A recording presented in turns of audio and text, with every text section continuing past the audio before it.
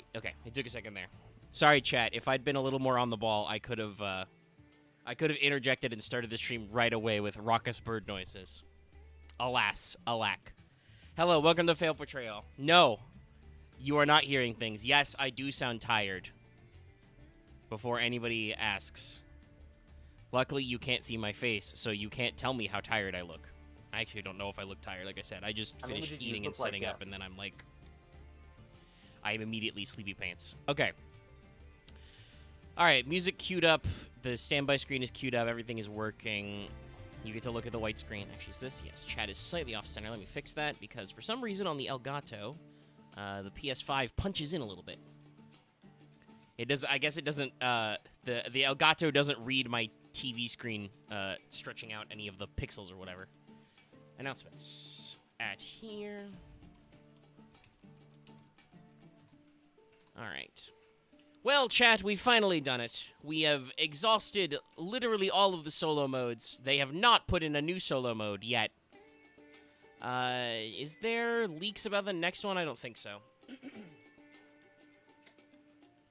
Usually, you know, data miners are pretty good whenever there's a mass Strudel update, like the, No Light or Dark festival that just got announced for a couple days from now was data mined way back when the tier update, wrong vowel, dropped. So I don't think there is a new solo mode. So we're here, which is World Legacy. Actually, a little Vsauce. I mean, yeah, I know Vsauce. We all make the joke. It's because his name is silly. I mean, I don't but that one's also not done yet. We'll do Abyss before Vsauce. Vsauce. Okay. And that one's going to be very interesting. Bird. It should be fine now. Okay. Go cook it again. There's a lot of bird.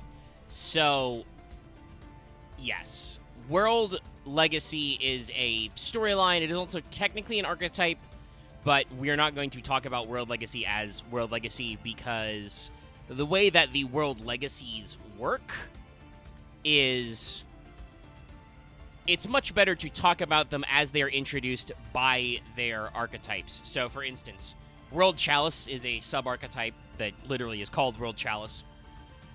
And it contains all the World Chalice guys and gals. Gal, whatever. No, Lee is in there too. We can say gals, plural. But anyway, there's all that ramble-jamble.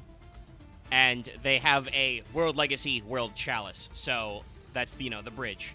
Similarly, tonight we will probably be talking about Crawler as well because World Chalice is not really that long and 3 of them are vanillas, so we will power through those guys fairly fast, even when talking about some of their later support that won't quite make sense yet. I guess we also talk about the armor. But that's just a 1 card, so... I mean, yes, when we get to Crawler, yeah. That was what I was going to say. But yeah, World Chalice not actually that long. And so, Crawler's also not that long. So, I want to preface this by saying, as I built this list and realized how few members there are of these archetypes, a lot of these are pretty interesting. So, generally, a lot of the World Legacy storyline archetypes are pretty popular. Sorry, sudden throat scratch. Archetypes and Armor Care stuff, yeah. Actually, I'm going to need you to project a little. You're mumbling again. They were like the biggest stuff during the Link era, and some of them, I think it's also mostly because how Nightmares became the cornerstone of everything, and that kind of spread out. I mean, kind of, yes, but Nightmares are also literally 6 cards. So that'll probably be bundled with Mech Knights, but yeah, all of them were fairly popular in their time period. World Chalice was one of the first competent Link decks because there weren't a lot of Links to start with. Crawlers actually, were relevant. I think I can actually, let me grab Top Cuts right now. Let me go to Top Decks and insert Crawlers. I'm reasonably certain that Crawler decks have actually, done stuff, though. Yeah, Crawler Pendulum placed at a... Weird. That's a Trift deck. 161st place. But yeah, Crawler were fairly cheap, so I know that they have been, popular at a rogue strategy. when Crawler Soma was announced, people were like, "Oh shit, crawlers." I also pretty sure that I don't know if Crawler decks called Crawler 1. Let me actually see if I can search by individual cards, like what decks were playing Deus Ex Crawler. There were a few lists. But yeah, like, I remember seeing some, like, Crawler lists that talk about, you know, use of Subterrors, because those are also flips, and Tindangles would use Crawler engines and packages. So, Yeah. like I said, I don't think Crawler was ever super good, but it was well received. People like Crawlers for some ungodly reason. Then again, people like Ghost Tricks. And not even the inestimable Mr. Zeef managed to lose to Ghost Tricks, so that says everything you need to know about Ghost Trick. But we've already done a Ghost Trick episode as well. They're popular, like I said. I don't think anybody really stands for World Chalice in particular, but they exist, and like I said, they are one of the like original Link decks that actually did stuff. And you do still occasionally see the monsters. The normals are really good targets for unexpected die and the like. And, you know, there's some other stuff going on there. As we get later and later, they get more and more popular, obviously. Mech Knights have been a solid deck and are a tech option in many brews. Remember the Mech Knight columns. The Nightmares don't stand alone as an archetype, but the ones that weren't banned became staples of the extra deck, as Axe brought up earlier. They are just, you know, the generic extra deck staples these days. And There's other thoughts about that, but that's not relevant. yeah. Orcust, obviously, is Orcust. Hey, what's the O stand for in TOS? It's Orcust, by the way, in case you didn't get that joke. I think the only ones that, like, on their own didn't do really good were Guard Dragon, and even then, like, half the Guard Dragon extra deck monsters are banned. It might actually be more than half. I have to double check. They, That's because they're Link 1s. Well, also the Link 2 got banned. The Link 2 was banned first, I think. Or at the very least, he's seen limited. I don't know all. Guys, I don't have the Forbidden Limited list memorized at all times, and I don't have technopathic powers, so I can't just think, what's a card's ban status, and it shows up. I have to physically type things into my computer, so I don't remember all these things off the top of my head. So it's like, it's also is true. it banned? There are multiple Guard Dragon names on the ban list. So, yeah. Guard Dragons, the actual cards didn't do a lot, but they did stuff.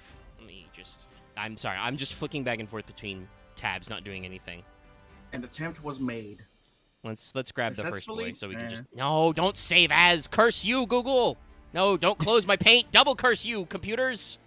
Fucking hell, I'm trying to run a show here. Copy image. Those should not be together. There's Beckoned by the World Chalice. Ugh. Okay. Also, I don't know if we'll be talking about spells and traps. There's also a lot of other Yu-Gi-Oh shit going on that might There's be a lot fun. of lore cards that I feel like, I guess if we wanted to do the whole thing, it's worth showing. I mean, you can play the whole thing. You can just play it on Master Duel. Available now. As if you've just somehow missed what Omega was people don't referring want to to by know. the spells and traps. So, I was going to say earlier as well, obviously, like, World Legacies are very popular. There aren't a lot of them in the individual members, and they don't usually get Legacy support. Like, after the kind of, like, return of some of our members here, like Ib2 and the card that's just, like, 3 archetypes, World Chalice, Guard Dragon, Alarm Duke. Actually, it's Almar Duke, but I think Alarm Duke is funnier. But, yeah, after those two guys, which kind of appear at the climax in Dark Neostorm, there have been no more World Chalice cards. Which is probably why this deck doesn't really see play anymore, other than as, like, Babu's first Link Climb deck. Similarly, Crawlers also, after, like, Deus Ex Crawler, got no support for a long-ass time until Soma. Soma's not actually explained by Master Duel, so we'll talk about that when we get to the very end of Crawler at the end here. Speaking a lot of redundantly, because there's no script for this, chat. But In general, what I want to say is it feels like this weird case where, unlike what they did with the Hidden Arsenal archetypes, where Konami seems able to conjure Hidden Arsenal legacy support out of thin air just because Hidden Arsenal, the dual terminal storylines, covered so many generations of time, right?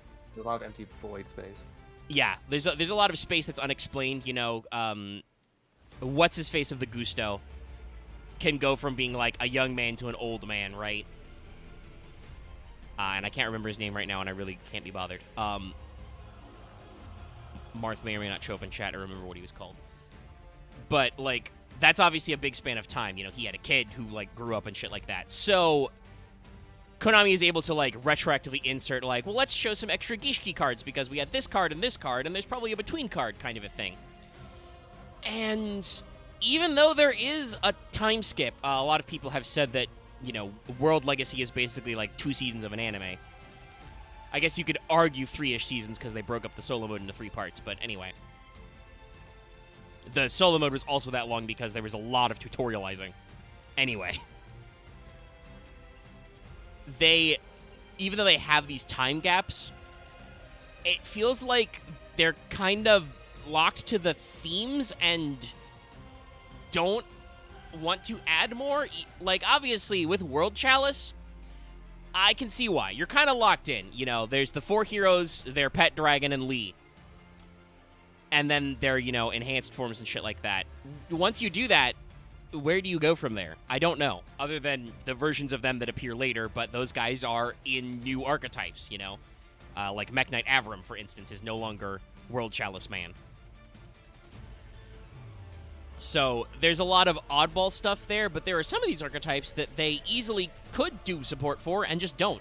There's no reason to be limited to the original 6 crawlers and then the 3 X crawlers. Like, in fact, when we talk about crawler design ethos, I'll have some thoughts about that, about like what they're supposed to be. But it's an interesting space. So these decks are popular. They have a very distinct art style between all of them, you know, very anime-esque. You can see Beckoned by the World Chalice, which is Ning. Actually, does he add the? When does he add the N? It's just Girsu, I think, at first. No, it is Nin Girsu. Okay, that's his link form. One last thing to say, though, before we get into it, is about localization. So, World Legacy is called, I think it's Star Legacy, Legacy of the Stars in the OCG. And World Chalice is specifically written as Star Chalice in the characters, but is pronounced, it is written phonetically, Seihai. So it is the same way that they say Holy Grail, which I'm sure a great deal of our audience will get there.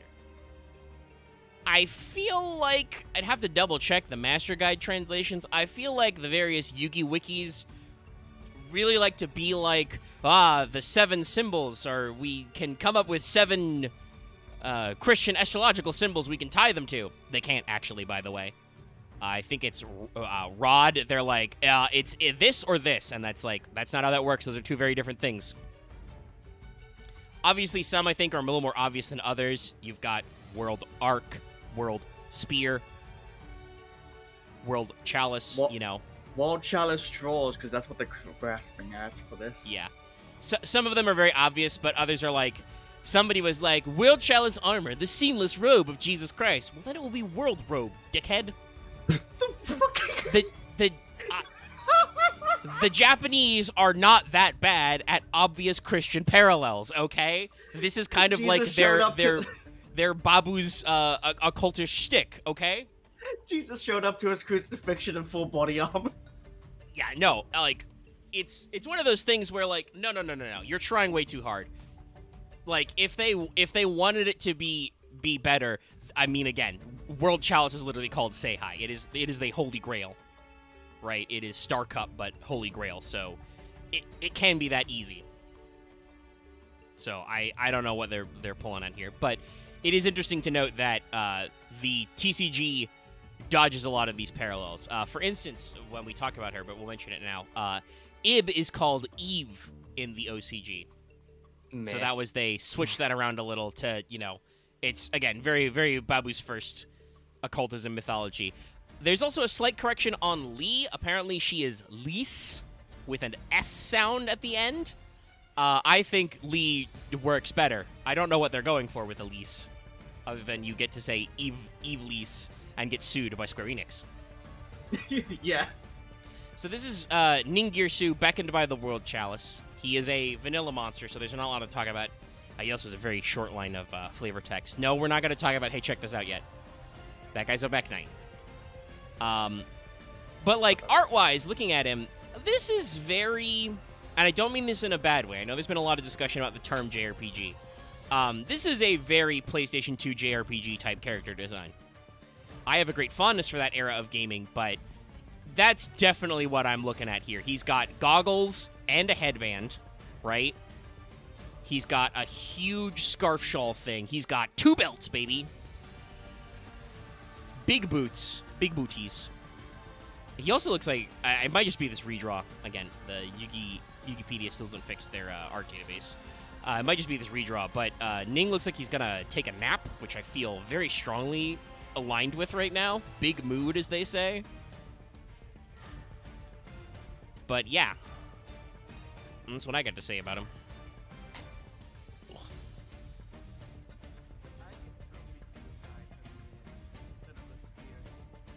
Loth, are you all right over there? Your mic sounds very far away. No, I changed my input settings. You are barely perceptible. Quick, Axe, tell me what you think of Ning. That's better, Loth. Still a little quiet. I wouldn't be surprised if this guy pulled a keyblade out of his ass. But No, that's also, later. Considering what I know about this and other things, and well, You're characters, still- I look still at this guy and be like, Ow! this is the big brother. Sorry, I slammed the I'm- bottom of my mic arm trying to bring my bottle of water over to me. You're still quiet, by the way. God damn it! You're better. You are better, but you're still hard to understand. And I just have a lot of higher volume. I just don't want my the birds and fans to be picked up by the mic. I mean, I don't think you can futz with your gain so that you are, unless you're Or gonna start directional yelling in thing. your own house. Ah! That's what Ning sounds like. Ha! But it's like, it's hard to really say much about him besides, like, I like a lot of, like, some of, like, the design choices. It's like, he's got Dark Sun, like, aesthetics to me. Yes, Game Boy Advance, also another good era. I was thinking the DS Dark Sun games, but yeah. Do you love his giant boots? I mean, listen, they're romping around in an ancient forest full of majesty. He can I mean, wear some isn't, like, booties. I mean, isn't the armor bits and, like, the, like the lance, that's from, like, the War Chalice? I think it's scavenged from the ruins, because... Oh, yeah. But yes, it is, you know, they've got the different meanings and stuff. But yeah, he's all right.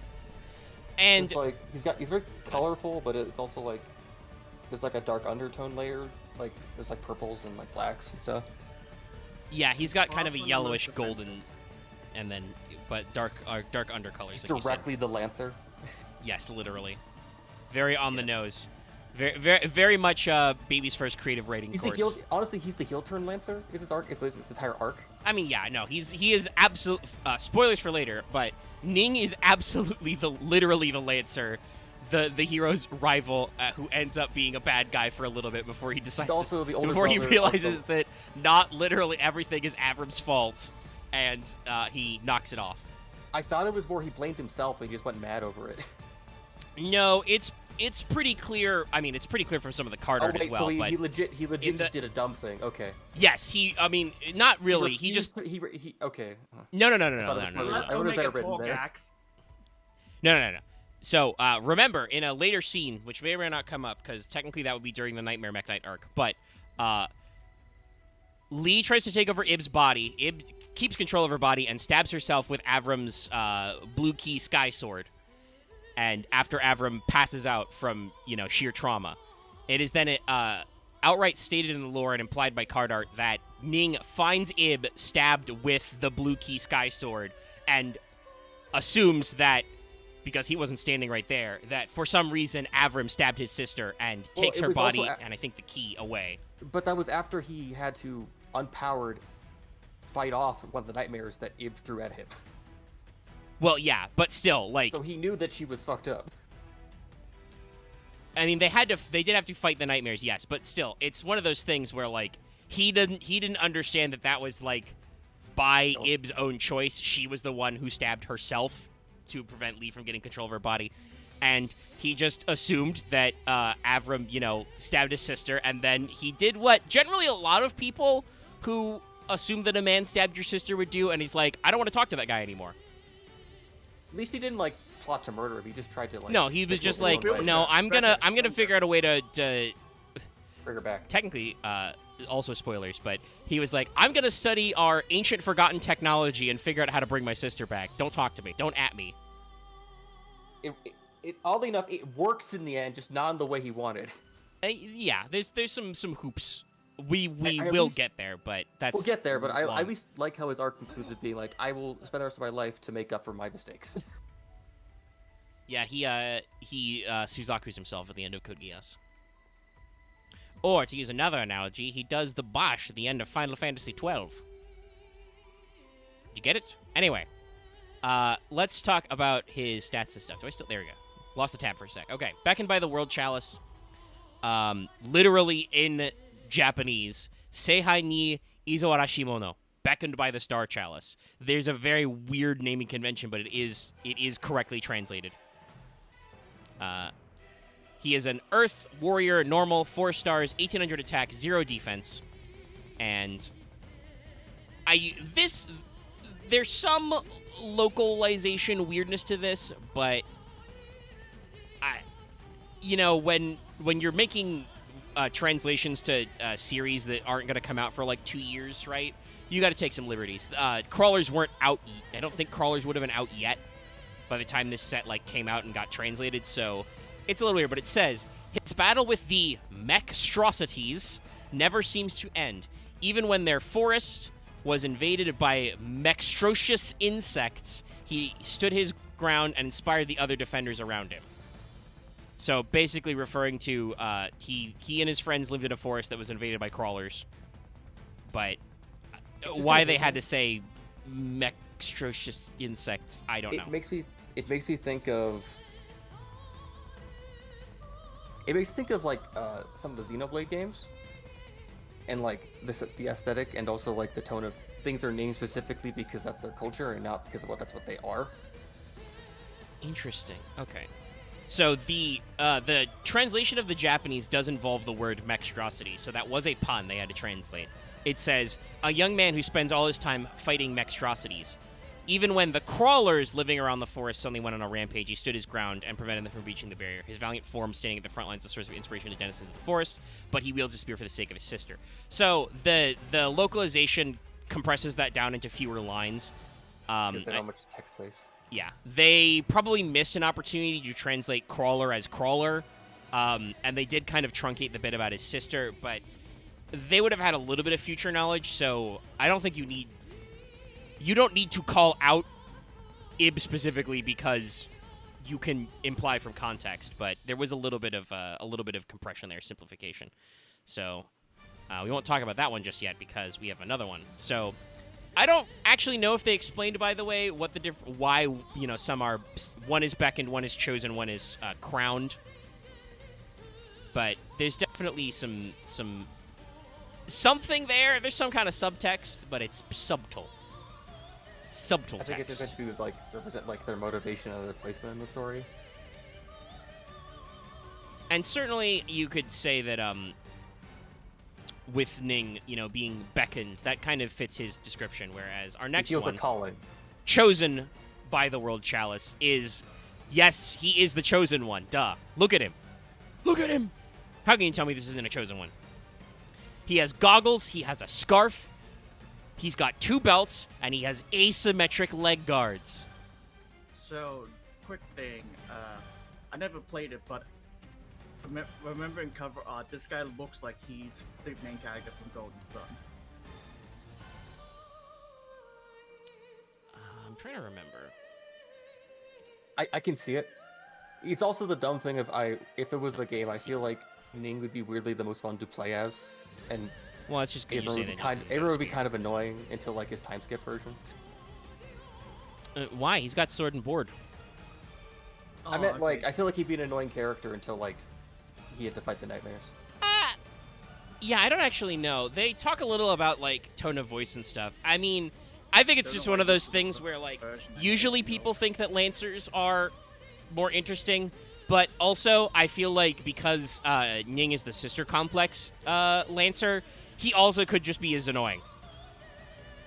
I actually that's something that, like I said, the localization actually trimmed out because the Japanese version straight up says he only fights for his sister. He doesn't give a shit about you or the village.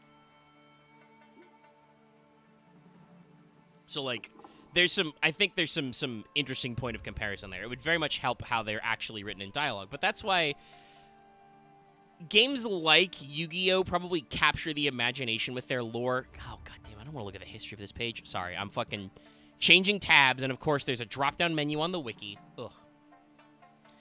I miss when... Well, I don't actually miss Web 1.0 UIs as much. They sucked in a lot of different ways, but... Anyway, what I was going to say was, this is why I think games like Yu-Gi-Oh! Kind of capture the imagination with their lore. It's very similar to the principle of game design for games like... looking at Sword and Board and Spear and stuff, like Legend of Zelda. Some stuff, very concrete, right? There's flavor text, there's obviously scenes on card types you can be like, this is a thing that happened. Ib got possessed and she stabbed herself with the sword. Because we see it in the card art. Technically, I think that's 2 or 3 card arts is that particular sequence of events. Anyway. But then, what actually happens in the interconnected bits? We don't have, like, the direct script and stuff. Even with Master Guides and the solo mode, there are very few direct quotes. They say lines in quotations very rarely. It is mostly statements of, they went here, they did this, etc. This would be very different than if you wrote a full video game with all of them as protagonists where they needed lines all the time. It's an interesting comparison for people to grab onto. Yes, I'm sorry, I was just double-checking that we are indeed in live chat mode, not top chat. You guys just aren't saying anything. It's okay, there's 12 of you. I appreciate it. No one said anything. No, there was a couple things earlier, but yeah. I'm guessing they don't have much to say about these guys. That I think my argument might happen over it, but it's not. I don't think we'll reach it today. I think it's like World Legacy Secrets. When we get, we're not covering that one, so. Yes, Secrets is for Mech That's like the edge of Mech Knights. Yeah, the thing about I have like a story writing thing that I just find fucking weak about it. This is the reason why we're not probably talking about the spell traps in like a straight up fashion. As I mentioned earlier, the World Legacy archetype doesn't actually like all go together. There are cards that do interact with World Legacy spells and traps and search them. But also, they have these things of, like, they also reference themselves, and some of them only reference specific archetypes. So, yeah, World Legacy Secret is for Mech Knights, yeah. That's target a level 5 or higher, special summon it, and then also negate monster effects in the same column as your Mech Knight. So that's your Mech Knight skill drain and your Mech Knight called by. Yeah, while there are cards that can search them,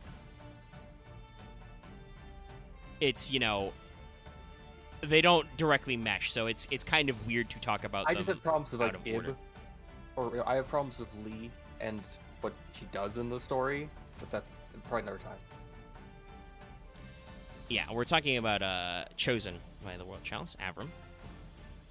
It's a normal. Yes, here he is. Yep. I mean, there's not a whole lot to say beyond, like I said, I talked about how protagonist he is. I do like the aesthetic of the armor. It kind of fits the very obviously, like, post-apocalyptic science fantasy, very Legend of Zelda or Ghibli-esque, like, past ages influenced, modern ages kind of a thing. Like, his sword has, balls and gears in it, orbs. He's got, like, clock gears in his shoulder pauldron orbs and shit.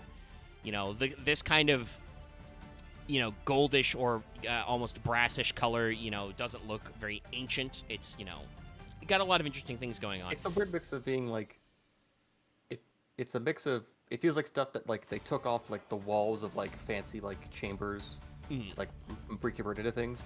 It's the way it's styled and the way that they live in like a post. And I think like, some of these bits are just like peeled off crawlers. We'll look at that closer, I think. Yeah, it just when it comes to like the weapons and stuff like that, it just feels like that was like specifically made, but it's like, what kind of ruins would they get those swords from in like a high technology society originally? Yeah, those are probably crafted, but some of the elements are probably borrowed because there's no like This is a that weird. Look at this weird like ring sweep on his blade. Yeah, it's like, That's- why would you do that intentionally unless it was Yeah, like something you that's took off the wall? got to have like been a piece that they like repurposed for something else. I do just like, besides the armor, I do just love Avram's casual fit. The man is rocking the shorts. He's got, you know, socks pulled up, comfy scarf. I don't know what's going on here in his belt, because like, They're like potions, I guess? yeah, are they supposed or to be like their EMP potion grenades, I bottles, guess? or are they Also- grenades? Yeah, I don't know. Omega says shorts. Those are actually longer pants. You can see that they've been torn. Yeah, I guess it looks like they started as like full pants, and he was just like, "Fuck that." He got it so he could put the boot on. The one boot. Yeah, his one Probably armored because boot they wouldn't couldn't fit make him the in other pant one. leg. Or it was like too annoying. Wait, Yeah. does Lee have the other boot? Was it literally just that we don't have enough armor to share around? I don't know. Well, let's talk about his flavor text, and then we can move on to Ib. Ib. So, chosen by the World Chalice is a Psychic Normal level 3. He's got 1600 attack, 0 defense. And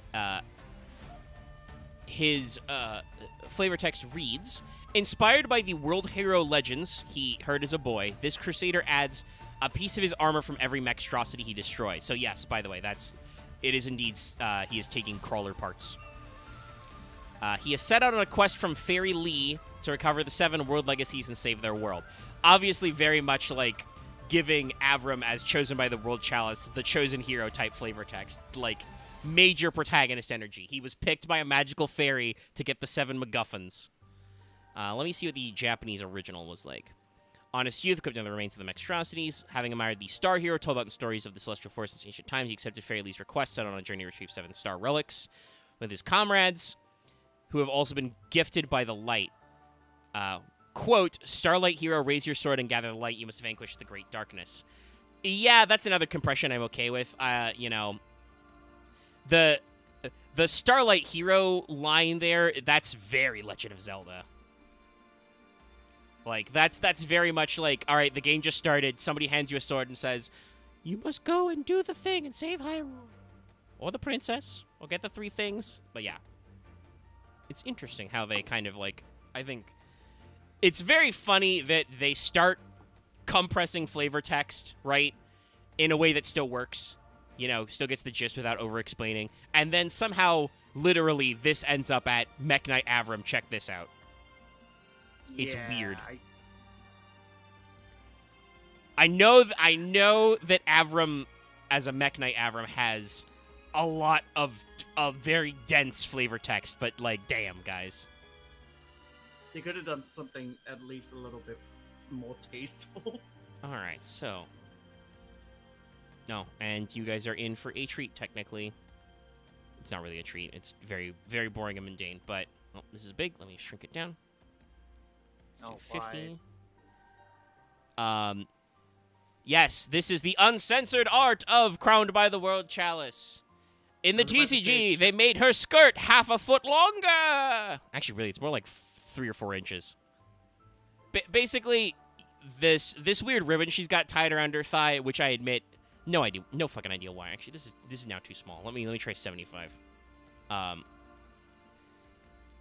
No fucking idea why she's got that tied around her thigh. That would be super uncomfortable, but in the TCG, they just removed that and made her skirt that long. Is this one of the last cards to show? No, this is Crowned by the World Chalice. Oh, it looks like... If you're like, wait, isn't this just World Justicar Ib? Yes, kind of. They're very similar. Not looking that fancy. No, this is, remember, she's Crowned by the World Chalice. She's special. She's Fate's special little girl. She does, I guess, look like a neo-Japanese shrine maiden. We've given her a sword staff. A key. and a staff, some kind of key staff. They will call it. I can't think of anything else. Keyglaive. That's a good one. Yes, the Damn, you got it. Keyblade. Thank you, Axe. You got there. Yep. Improv, yes and. I mean, it works. Yeah. So this is. So, Go ahead, Loth. she's crowned by the World Chalice, but in difference to just the other two. So what's the armor pieces she grabbed? Or was it Yeah, anything of she doesn't have protection? the armor pieces. Just No. the claw. Well, so I want She to bring must this be up. Like sorry. Well, I was gonna say, so this one is a translation here, because they were trying to like take some work here.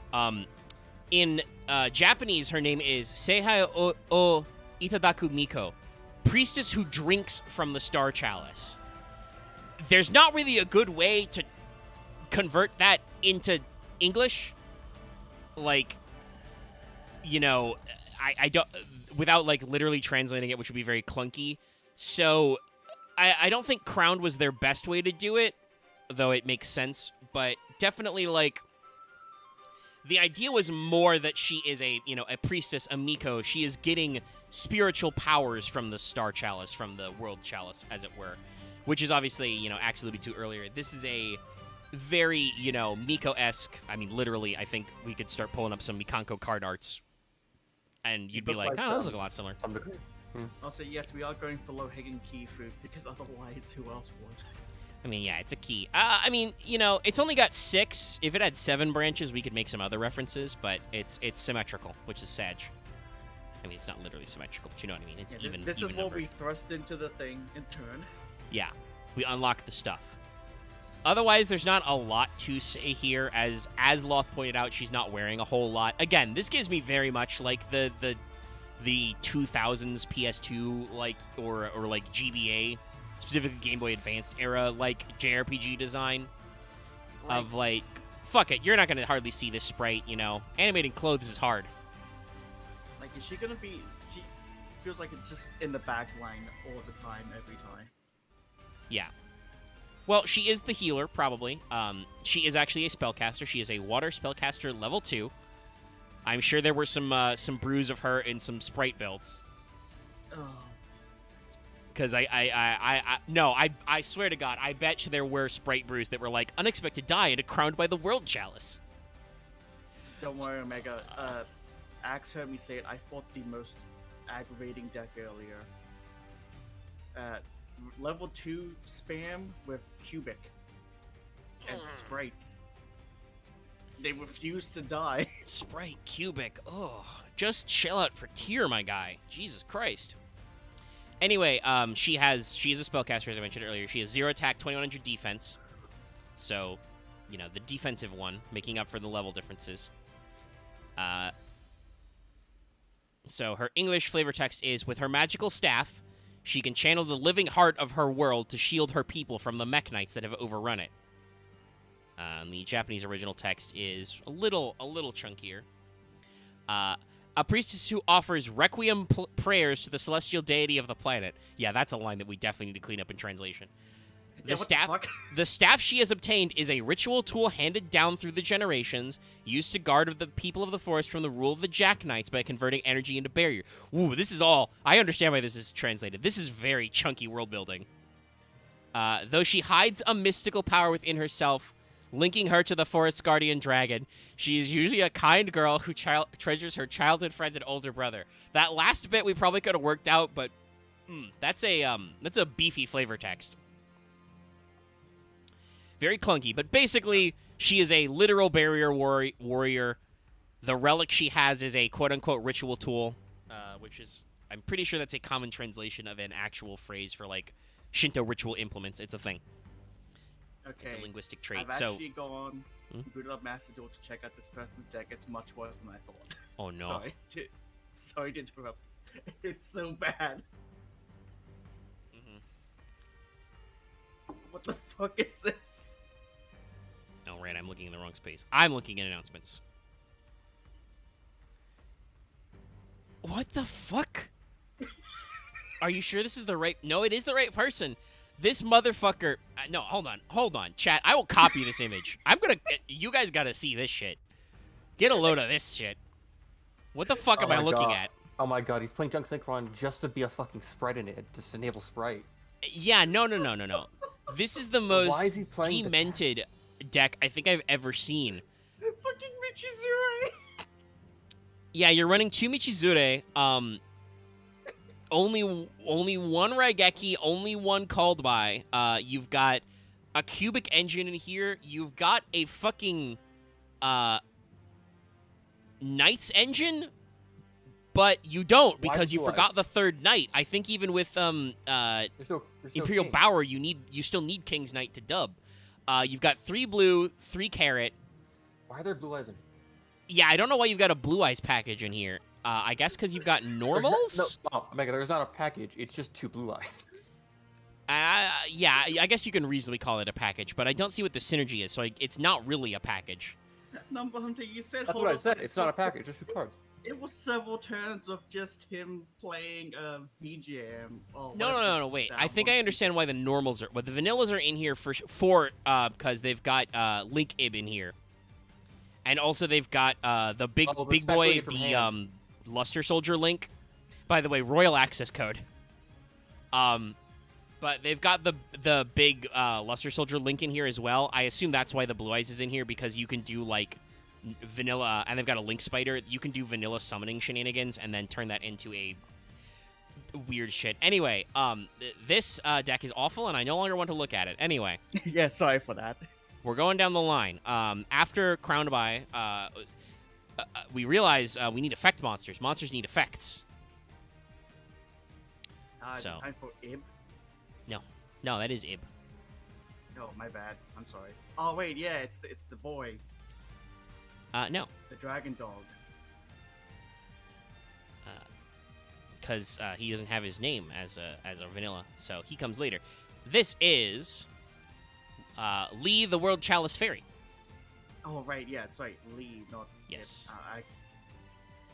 I'm Lee, retarded. looking very fairy-like here. But I think it's important to point out that she is currently being projected by 4 hologram projectors. A detail you might not notice normally. As someone who never actually finished the game, when I looked at Lee, I'm just like, oh yes, it reminds me of the Bravely Default Fairy, which apparently also went in a similar direction. Almost exact same thing. Yeah, that's... I don't want to say if it was a trend, but it definitely feels like that was a thing in a couple of games over the past, 10, 15 years. To where- have the assistant fairy be evil and be Yes, the actual where villain. like, you know what? It actually is really, like, I know there were a lot of jokes about, it really is kind of weird and shady to just receive world-saving quests from tiny fairies. But, yeah. Or just anyone. But, yeah. Like, design-wise, I think it's okay. She's all color-coded. The little star bit projectors are interesting. The background on this card, phenomenal. 2 thumbs up. Like, because Yeah. you can see these kind of, like, softly in focus leaves. They're kind of blue lit by her holograms. Very good. Very You shiny. can see some of the morning dew on some of them as well. Yeah, a lot of detail work. Otherwise, I don't really have a lot to say about Lee's character design. She is a tiny anime fairy. It is Yep. probably intentional. It's just looking at the projectors and looking at her. It's like either she's vain, or it's purely to hide her evilness. It's probably an intentional thing to look like that. And yes, so her name in the OCG is Seihai no Yosei, literally Star Chalice Fairy. Risu, Lise. So again, they made it Lee, just Ri. There's definitely a sound in there, but I don't know why. She is a light fairy, To, put this joke for later. That's something. level 2. So indeed, there's probably, again, more jokes about Sprite Engine we can make. Oh. Well, disconnected for a sec. No, my connection went to red for some reason. Weird. So She looks like she could be a sprite. yeah. She is also level 2. She has 100 attack and 2k defense. Weird. Funny how that works. It's almost ass. well, no. Crowned by the World Chalice had 0 attack and 2100 defense. It's almost like they're drawing parallels. So, Lee reads, as I said before, she's an effect monster. If this card is normal or special summoned, add a World Chalice monster from your deck to your hand. If this card's in your graveyard, you can send 1 monster from your hand or field to return this card to your hand. You can use each effect of Lee once per turn. So obviously, Lee is intended to let you recycle her so that you can, you know, get more Link material. You summon her, you can search out World Chalice monsters. From memory, when we did Prague, like this card went at a premium with everyone. Well, yeah, if you, especially because we were playing like 1 week of actual MR4. Sorry, yawn. The very limited Link climbing you could do, and she was. Let me check the set. Was an Ultra. Has only been an Ultra actually. So yeah, very very powerful enabler for the deck. She is your Stratos, but also, you know, she has a return effect and also graveyard fixes when she does that. So very critical card there. And like I said, the only effect that is locked is her World Chalice search. So when we talk about the World Chalice monster, for instance, there's definitely some interesting synergy you can do there to actually bounce some stuff around. And now, this boy. Technically, again, this is another one that goes into an archetype, but Guard Dragons didn't exist yet, so we're gonna grab him now. I do find it kind of interesting and probably intentional that out of the basic monsters, only Lee is named in the main deck. Like, obviously, all of these guys have names. When we get to their extra deck versions, you know, we'll see them all. But only Lee in the main deck is named. Anyway, it's your boy, World Chalice Guard Dragon. He has an orb. Look at those poor pads. The toe beans. Yeah. A very very dog-like dragon. That dragon's a dog. Oh wait, I get a guard dragon. It's a guard dog.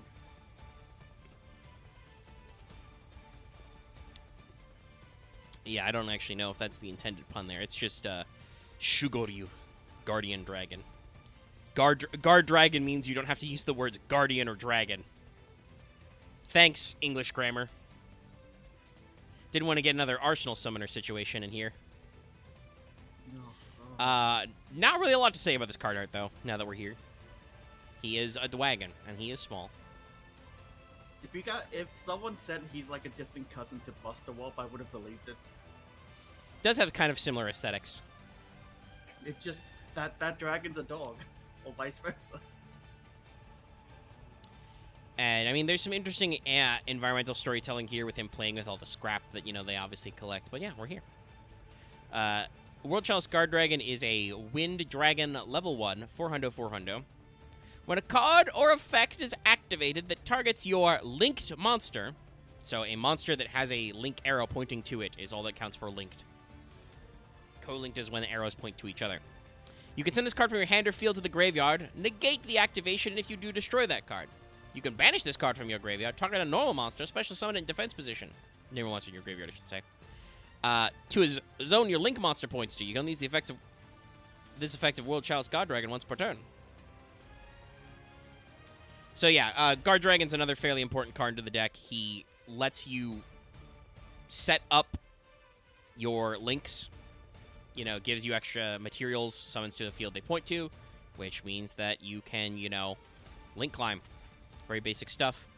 And while it's not perfect, he has an effect very similar to Subterror Fiendus, where, hey, your archetype is all about linking your monsters. So while your monsters are linked, if your opponent tries to target them, you have a hand trap to be like, no. A useful card. Unfortunately, I've drank a lot of my water in my sleepiness, so I have to hit the bathroom real quick before we go to the extra deck versions. And then we'll talk about the actual Chalice. And some other stuff. I'll be right back. I've muted indefinite so that they may go about their business.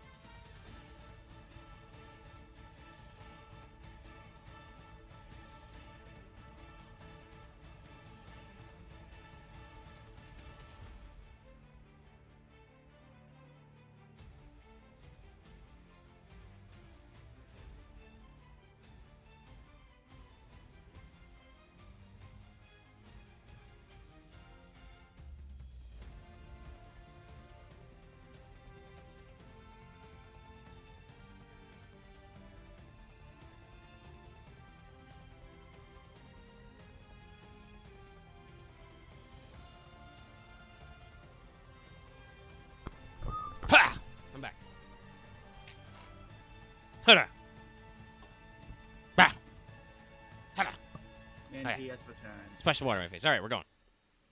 Let me just make sure. Could be just at the end of my music. Is it going to loop properly? Yes. Okay. Thank you, YouTube. All right. We continue. It's time for the extra deck version.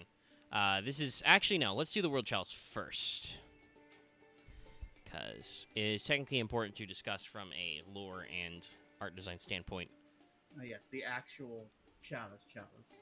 Because their extra deck forms are after they are touched by Big Cup. They got their first corporate sponsorship. For Axe. Ooh, that's They tiny, get the no? mid-season Tokusatsu power up. It should not be that. Oh, no. Okay. But I don't know Definitely if it's- he's even here. Oh, okay, he does exist. I'm never. I was doing a thing. I was trying to What? concentrate. Why are you doing a thing that needs you to concentrate while we're in the middle of Fail Portrayal? Because he's still playing Final Fantasy 14. No, actually, I've been drastically not doing anything in 14.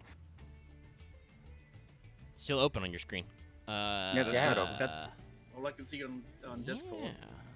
Do I not have a really... Well, I guess we're going to take this tiny one and blow it up. I don't know why this wouldn't be more popular. Oh, no, okay, there we go. It got big this time, okay. Thank you for your mysterious ways, computers. Anyway, the World Legacy, the World Chalice. Star Relic, Star Chalice. Cup, Oh, big. man, the trees. No. Yeah, no, it's spicy. It's a spicy cup. And I can see that being animated where it wakes up where like it lifts from the ground and it just causes everything to like be pushed back by the force. And does this have I mean, it probably doesn't have a summon animation, but if it did, I could totally see the, like, shining light and stuff. But yeah, awaken the big cup. It's full of the blue goo. Other than that, I mean, there's not a lot to say about it. I guess, it looks more like it's got an hourglass shape than a chalice shape from this angle anyway. So it's interesting. I get what they're going for. You know, obviously, like, you can see kind of the cupness, but it's hard to tell without seeing the top because it's got a very narrow rim on it. The funny thing to me is it's like, yeah, it's like the holy chalice and all that. Except like when you look at the surrounding things, it's like, is this holy? It looks like it's kind of destroying the environment around it a lot. Well, yeah, that's because it got woked up. I do want to say, I would like to point out, notice these patterns and designs and the face. It's very draconic. So it's important that, well, that's a secret tool that'll help us later. But yeah, this is the big cup. It's hiding in their forest, which I think is, as I mentioned earlier, just called the Star Forest or the Celestial Forest or something. Its presence protected the human villagers from the Mech Knights destroying their shit, but then it got invaded by the crawlers. Splash enough cold water on my face, I guess. Invaded by the crawlers, and the guys had to fight it, and then Lee was like, Aurum, you must go to the center and touch the cup. Get all the cups, you will save your village. And so they touch the cup, and then some stuff happens. I think Axe was going to say this earlier, but he cut himself off. That this is not really the mid-season upgrade because this is technically very early. Yeah, this is you cleared the tutorial zone. Now you get your real shit. This is where you get the actual mechanics. It's like you just did attacks and like special attacks, and now you actually have like a gauge. Ah, right. Okay. Yep. True. You've unlocked DT in Devil May Cry 3. Images, because now their alphabeticalness changes because they have names. It's Aurum, the World Chalice Blade Master. Aurum Vale? It is spelled like that, yes, actually. Actually, no. Aurum is it? Actually, is it? Is Aurum Vale 2 A's or 2 U's? One. I thought it was AURUM. It should be. So- Okay, so it's Yeah. 2 U's. Sorry, I just had a Auram moment is 2 where A's. Baby child, the arm is too big for him. I will say though, the armor actually like looks like armor, like plops on its Yeah. beam. It looks protective. The shield is fucking weird, but the sword looks kind of better. I mean, it's still made from... All of this is made from crawler parts. It's just he's been, like, juiced up. Olaf is correct. It does look like the armor's a little too large size for He him. grows into it. Yes. Either that or he's too baby faced still. No. Like his look at his actual like proportions. Like he's still got plenty of space in like the leg area, and there's like some gaps in his boots. Now that you don't want gaps, very big shoulders. It's Oh, you know, God. he completed his class quest and he got his new armor set, but it's old, so it's a little weird. Staring at KH2 Sora in the Kingdom Hearts 1 outfit. Yeah. This isn't that bad. I do find it interesting kind of how his color scheme gets mixed up. There's a lot of, very strong blues from the Star Chalice, but he still keeps his kind of like red core. That comes and goes kind of depending on things. But he's got a lot more intricate designs, a little more slicked up, got a big sword. But still fundamentally him. Not a huge... Because it looks like this headpiece is asymmetrical. I'm not a huge fan of that. They've added some of the...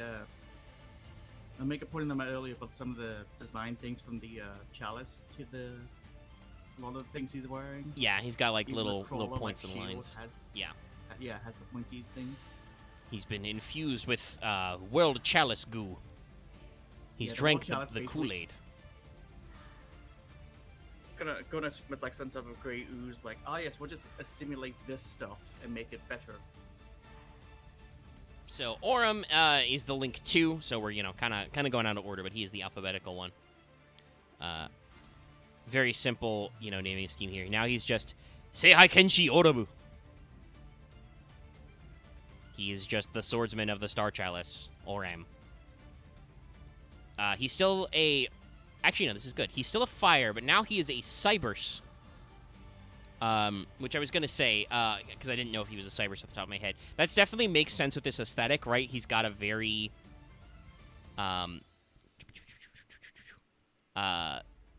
slick, he's got like the bodysuit and stuff with the Tron lines. So being Cybers makes sense. But now he is a Fire Cybers. He's a Link 2. He has bottom corner. He is 2K. He requires 2 World Chalice monsters. This is why you don't often see this one. Because he's archetype locked and requires exactly 2. He gains 300 attack for each World Legacy monster in your graveyard with a different name. You contribute 1 World Chalice monster this card points to, then target one other monster in your graveyard, special summon it to your zone this card points to. You can use this effect of Aurum once per turn. This card is sent from the field to the graveyard, special summon a World Chalice monster from your hand. So, Aurum's a little awkward, if I remember rightly from the solo mode. They have a couple of like, contrived methods to try and make this work, but the fact that he's limited to World Legacy, and Armor didn't even come out, like, for a whole set until after this one. Yeah, this was Code of the Duelist, so right at the start of Link's. I think Crawlers and World Armor didn't come out until the next set, at least. So, he can only be 2,300 when he comes out. Now, obviously, there are 7, World Legacy monsters, but getting all of them into your graveyard to give him a huge attack boost, not worth it. So I think, funnily enough, despite being the protagonist, Aurum has always been kind of the awkward piece of the combo. Usually you just use him to link climb into the others. But very serviceable, I think. And he certainly has a lot of extension. He floats. He can swap out your guys in your extra. I should point out, if this card is sent from field to graveyard, that does work if you link climb, so you can use that to bridge into the World Chalice itself. Oh, that reminds me, we didn't actually talk about that card's effect. That's dumb. It's my bad. Sorry, I stepped away for a second. I'm losing all my G's. And these guys don't care. They're not driving this shit. The World Chalice itself is a machine. It's 5 stars, 0/0. It's a dark machine. Who could have guessed? But it says, if a monster is special summoned from the extra deck except during the damage step, you contribute this card, send that monster to graveyard. You only use each of the following effects of Chalice once per turn. If a face-up normal summon or set monster leaves the field, you can special summon 2 World Chalice monsters from your deck except World Chalice. During your main phase, except the turn this card was sent to the graveyard, you can banish this card from your graveyard, add a World Legacy card from your deck to your hand. So, yes. Chalice, I don't think, is very popular among the World Legacy cards because, while it is only 5 stars, it does not have any inherent specialing effects. Its effects on field are good. You can, if you link climb out of a normal summon monster, like normal summon a monster, make a link 1, you can immediately put 2 links on the 2 other monsters on the board. Great for link climbing and setups like that. And also, it's, just tribute itself effect to just send to graveyard a, special summon for the extra deck monster to Thunder King Ryo, basically. Useful. The problem is it has 0/0, and it's level 5, so it's really hard to get out. And that's why I think, one of the reasons why Blade Master Aurum is the way he is, because that gives you a way to actually summon the World Chalice. But other than that, his effects are a little lackluster, I think, even in Archetype. Like, I think the game knows that this Link 2 is not your payoff. So, let's go on. By the way, we won't get to that payoff for a while because that motherfucker decided to have an N in his name. He gets to go to the bottom of the stack. So, let's pull up our next one.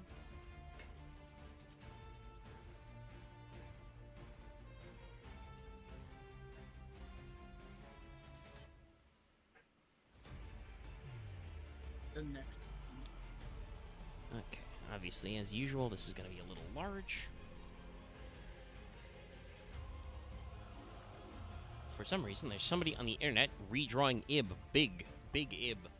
Anyway, this is Ib, the World Chalice Priestess. Seihai Kagura Ivu. What's so funny?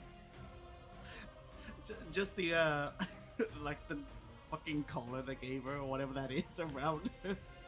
Yeah, she's got some holy stuff. Kept Reference biting herself to keep her this. So, again, this is another one that's got some interesting translation.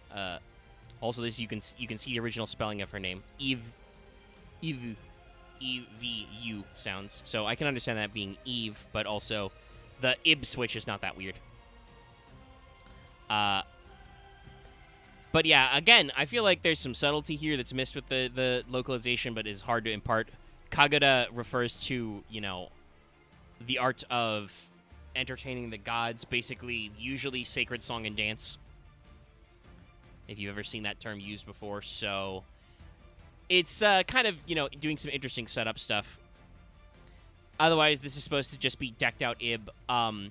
You can see she's got a little, World Chalice thing orbiting her right here. So, like, that seems like a cool, gamified animation thing she's got going on. Yeah, she's got some extra layers. You'd assume that with each, artifact, she'd get more and more of those floating around her. She'd, often switch to do different things. Yeah, that could be an idea you could take away, yeah. She's still got her staff, which is the key. The staff is the key. I like her headband thing better because it's symmetrical, but as Loth pointed out, her weird,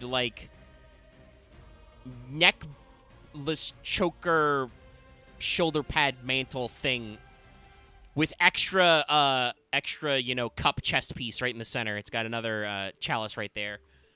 It's a little too unbranding. Oh my god. Lee and the World Chalice need to sit down and talk about their branding management. It's again, my only thought is just she kept trying to bite the clothing, so we had to put a coat on her. Yeah.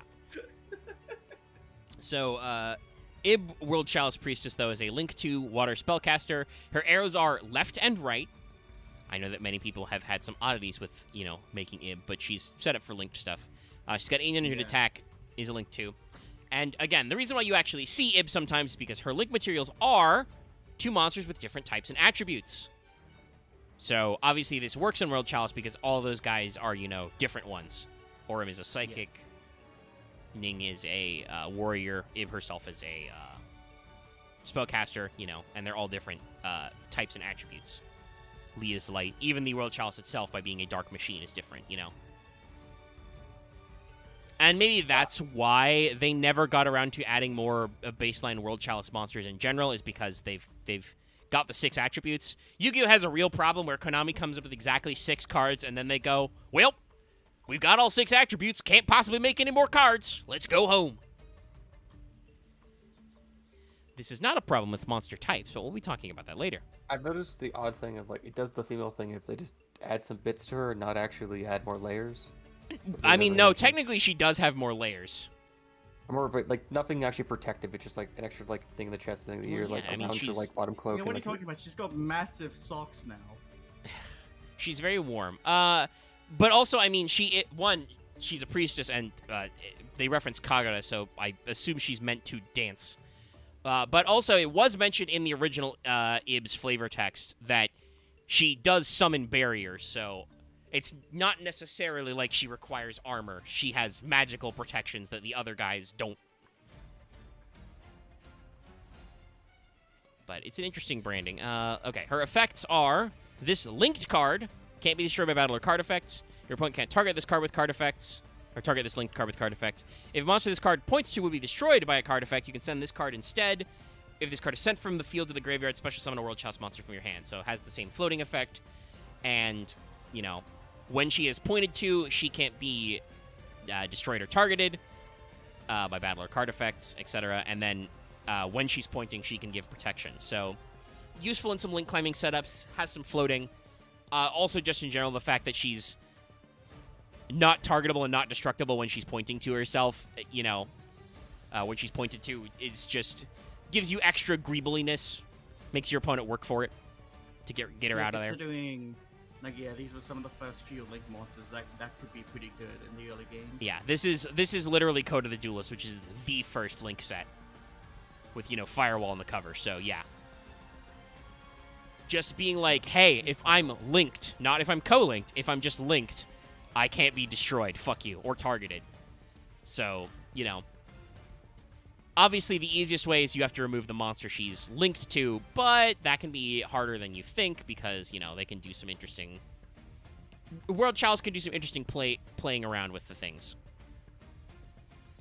Not really with this monster, as we'll see in a sec, though. We got a good art? Yeah. Thank you, people on DeviantArt, for helping me out once again.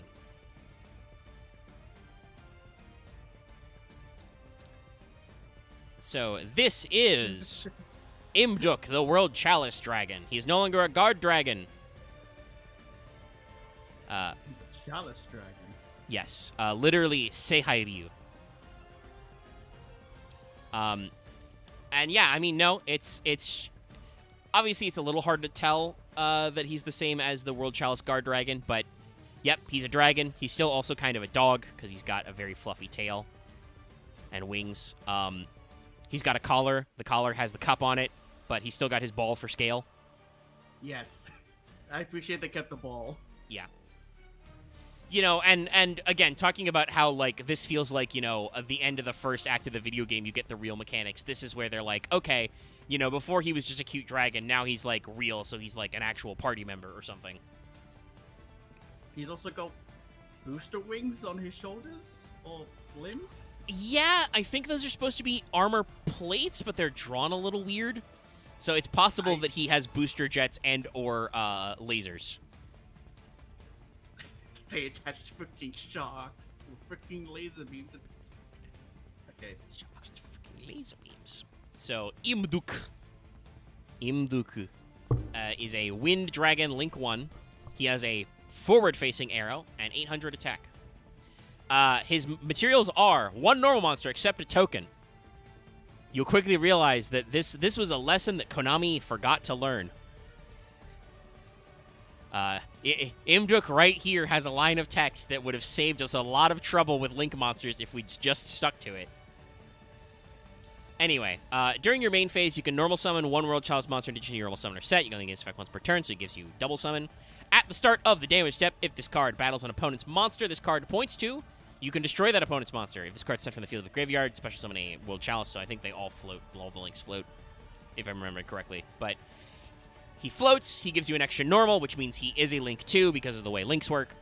And also, he has a funny removal effect. It's really hard to guarantee. It's like Relinquished Anima. if your opponent is dumb enough to put a monster in the zone opposite the EMZ you're going to use, you get to do something funny.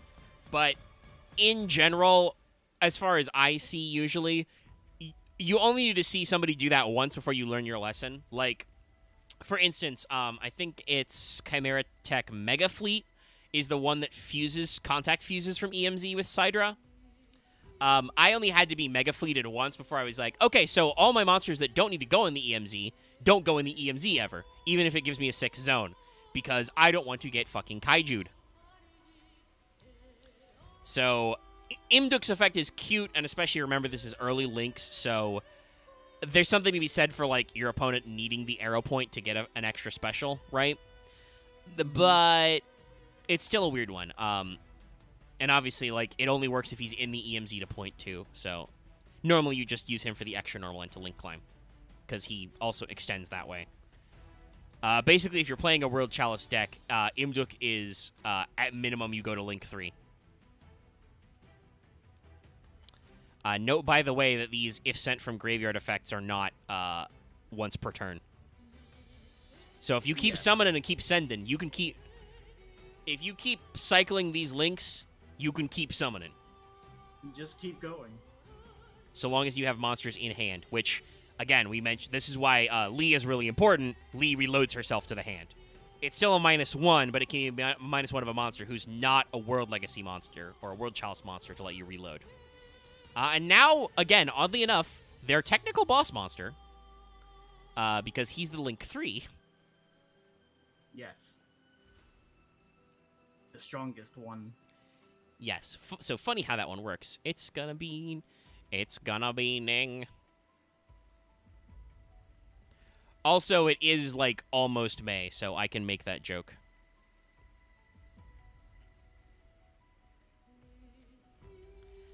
All right. Okay, this is a decent one. No, that is just how Ningirsu looks. He just looks tired. Look at those eyes. Look at the... I don't know if it's the redraw, but it almost looks like he's got dark circles under there. Ning was clearly built for coffee, and they just don't have that in the post-apocalyptic future. I also feel like it's meant to be kind of the odd thing if he's tired, but it's also maybe foreboding of, like, maybe there's just something in there that's just not shown. Yeah, you know, he's got some stuff to work through. I could see that. He is that character. He's probably had to kill some things. Well, he's had to kill lots of things. They do kind of talk about that. As far as glow-ups work, I like this one. I mean, this is just... I'm pretty sure this is just a Dragoon set in 14. Somewhere. This is like an Allegan Dragoon set? Yeah, because he's got, like... But he's got the Tron lines, you know. It's not too crazy, but it's a little crazy. Like, he's got this asymmetric, like... dragon fin thing, because I think he does have the fin on the other one, but it looks like it's still pointing that direction. He's got like a little dragony headband, you know. We've got the chalice like imprinted into the middle of the chest, please. Yeah, I like this because I think Orum's scarf was the same way, but it was harder to see. I like this transition in his scarf, like it's his normal yellow scarf, and then it suddenly transitions into the cool like winged blue scarf with the little spear kind of had tip the same at the end. thing, but it was more like plating instead of like a fusion. Yeah, this you can see there's like a blend here. Also, his spear looks a little better. It's a little bigger, a little sparklier. It looks like it popped open. Yeah. The background's also still very esoteric. But yeah, no, it's Ning. He's here. So this is their Link 3. So as I said, this is technically the boss of the World Chalice, which is, again, very interesting. I think the implication there was that, not to say that Ningirsu doesn't have some character development to go through, but you could argue that he has some character regression to go through first, whereas Orum still has a lot of character growth to go through. It's also the whole thing of, I think the way he's designed is that you're supposed to have it where all other three of them are surrounding him, so he's meant to be like the center of the team. Yeah, they're supposed to support him, but he is still your biggest bonklest boy. So, Ningirsu, the World Chalice Warrior, is an Earth Warrior Link, so he actually gets to keep his typing, much like Ib. So it's interesting that Orum goes from Psychic to Cybers. Saying things. And then I believe goes back to Psychic as Mech Knight Avram. I'm pretty sure that's a Psychic, because he's an E-Telly target. Actually, no. Itelli's 3 or lower, isn't he? I mean, he's definitely a unexpected die target. Anyway, Ning is a Link 3. He has forward and side arrows, so very awkward arrow positions for a 3. Not your favorite arrows. But he's a Link 3 with 2,500 attack. His materials are 2+ Link monsters. Very easy to make in World Chalice, and in a lot of decks, actually. If this card is Link summoned, draw cards equal to the number of World Chalice monsters this card points to. You can only use this effect of Ningirsu once per turn. Once per turn, you can send one card from either player's field to the graveyard. If this card is sent from the field to the graveyard, special summon a World Chalice. So, yeah, while Avram has... or Aurum, he's not Avram yet. It's still using the U. Aurum has the potential to be bigger, but that requires you to be running more World Legacies. And let me double check. I think it's specifically World Legacy monsters.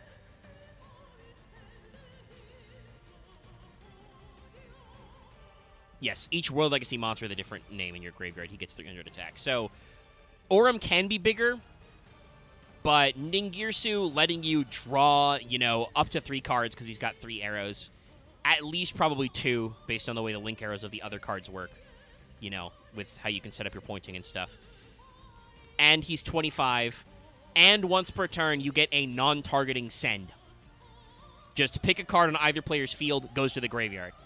Honestly, I think Ning is still, not very popularly, but Ning is still run in some decks as like a generic Link 3 removal that doesn't target. You might side deck him. Technically, you probably run Unicorn more popularly these days because Spinback is really, really fucking strong, and it's just, I think 2+ effect monsters. Or possibly just 2+ monsters with different names. I don't remember how Nightmares work off the top of my head. We'll get to that one next week, probably. But... Again, non-targeting send to graveyard removal, very powerful. Just like, pick a card, it goes to graveyard. Strunk. So, it gives you a decent strategy, and as a Link 3, if you happen to own one, it's probably pretty easy to go into Firewall Dragon and then win the whole ass game. So, there are technically 2 more World Chalice cards. And these guys kind of show up much later down the line. And also, one of them is fucking banned. So,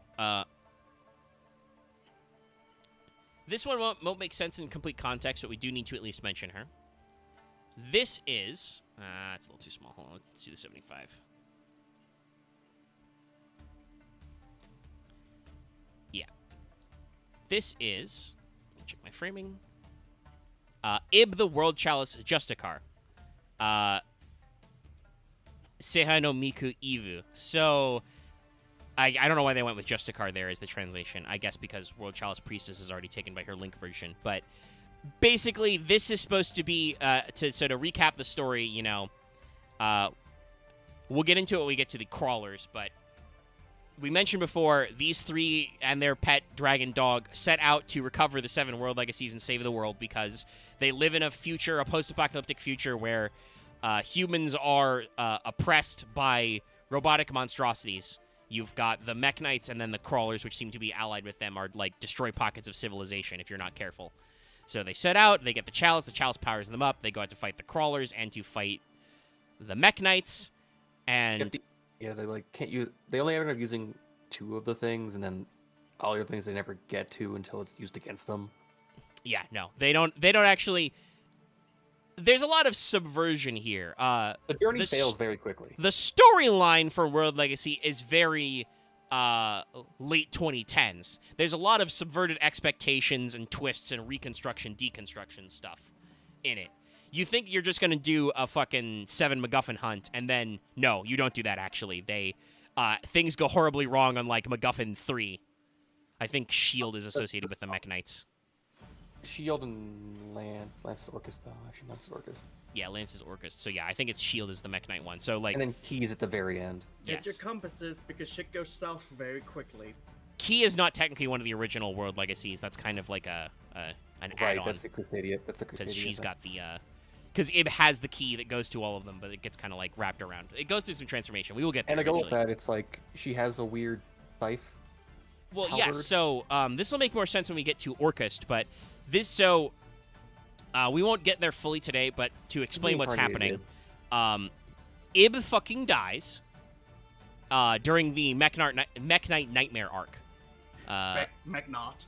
Mechnarch, yes. And as I said before, Ningirsu kind of turns it into his whole thing, his whole shtick to bring his sister back to life using the advanced technology. So he builds her a robot body to inhabit. That's Orcus Galatea. That doesn't work out. He gets Ib instead. Oops. Lee, because it turns out Or no, he gets Lee instead. Always stronger for some fucking goddamn reason. I mean, not for some goddamn reason. Remember, Lee is from the original. According to Master Duel, Lee's from the original timeline. She wanted to like solve the mysteries of the universe. She was that I must see, I must know character. So she has been persisting for thousands of years on her drive to know more and understand the universe. So fair. I'm gonna get this off my chest. I just absolutely hate plot lines of being we just have the tiny thing because the thing is evil, it can possess anyone for no fucking reason ever until way later where we justify it. Well, it's not anyone. It's I think I'd have to double check the script, chat, but double check this on me. I think it specifically says that Lee is able to exert her influence over Ib and the others because they were dumb enough to accept the World Chalice powers. And Lee was, like, connected to the Chalice, so... I guess she just wanted to choose a female body, I guess. No, I think it's because in Secrets Ib catches her. Since you brought up Secrets earlier. In the Secrets art, she is the one who, like, sees Lee being evil behind closed doors, and then Leah's like, well, time to accelerate my timetable. Give me your body, we're gonna go turn these mech knights into nightmares. Bye. Anyway, all of that just to say that, Ning really fucks it up for a while, but then through the power of magic and not science, we're able to actually figure out where Ib's life is supposed to be, and she gets a new body, and that body is Ib the World Chalice Justicar. She goes back to her same dumb fucking outfit. I mean, literally, she gets, like, reincarnated or reborn, so she was dead through the, like, 10-year time skip. Oops. I know, it's funny. But yeah, that's why she has this weird scythe axe thing, because that used to be Galatea's. Though, at the very least, I'm pretty sure, Master Duel says that Galatea technically still exists.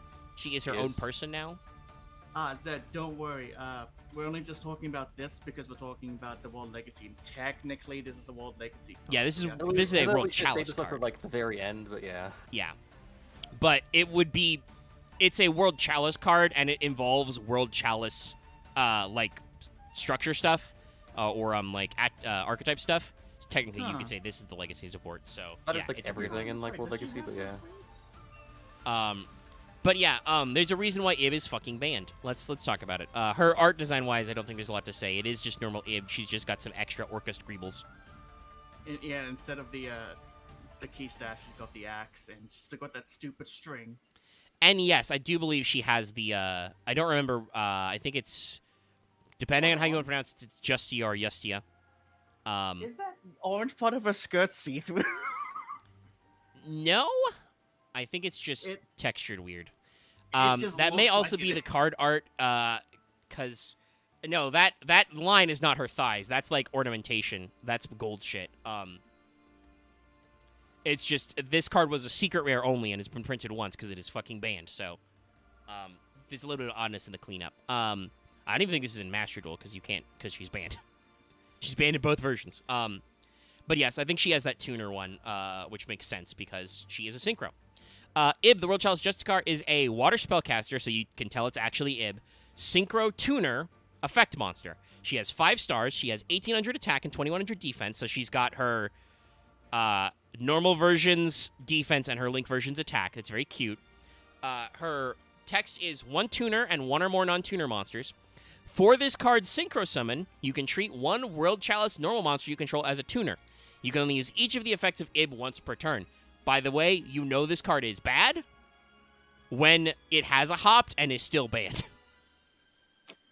But... yeah? What? Just quick thing. Crystal had said it. Yeah, she does have the wings from God Dragon Justicia. I said that earlier. Oh, you did? My bad. Yeah. I even said you can say it Justia or Justia. Because Latin. J's are yuz. My bad. Please continue. Anyway, yes, Ib World Chalice card effects. If this card is synchro summoned, add a World Legacy from your deck to your hand. If the synchro summoned card is sent to the field of the graveyard, special summon a World Chalice monster from your deck or graveyard except Ib. I'm not exactly sure how exactly she got to be banned, but I believe it is FTK nonsense. But she is a freakishly good extender.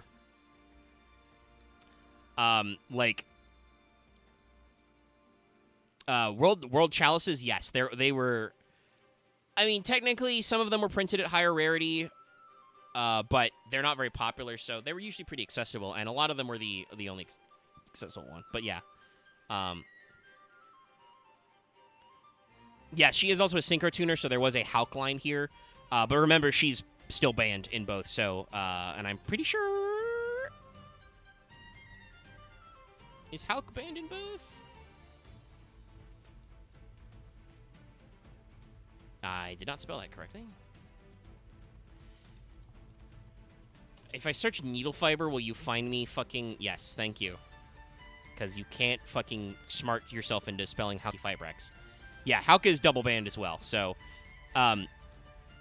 it is not just because of Hauka that she is still banned. Because, you know, if that's all it took, we would take her off. And I'm pretty sure we haven't done that. I'll double check to be sure, because it would be out there. I don't think so. If they would have mentioned it. I'm pretty sure she's not in the TCG. There may have been, like, a recent OCG that, like, Yugipedia hasn't, you know, because they're still rebuilding from Archive, hasn't caught up with yet. But, yeah, she's still forbidden. She is among 4 banned synchro monsters in the TCG currently, because we let AFD out with his errata. Which is Chaos Ruler, Denglong, Ib, and Tempest. So yeah, like I'm sure it was energized by like Hulk stuff. I don't know exactly what FTK you would do with this, but being a synchro tuner, being 5 stars, being very easy to set up in World Chalice, it's very interesting. But in general, she works to give the deck an extra extension. They're not really a synchro deck, that's why she has that kind of tuner sub-out effect. Though obviously, as we mentioned, there is a Guard Dragon tuner that is also a normal that would go very well in World Chalice if you wanted to turn them into a synchro Axis deck. We'll talk about that later when we talk about Guard Dragons. But Ib's a weird one. Looking at her at the face of things, I'm not sure I would need to know what people were using her for in other decks to know why. But,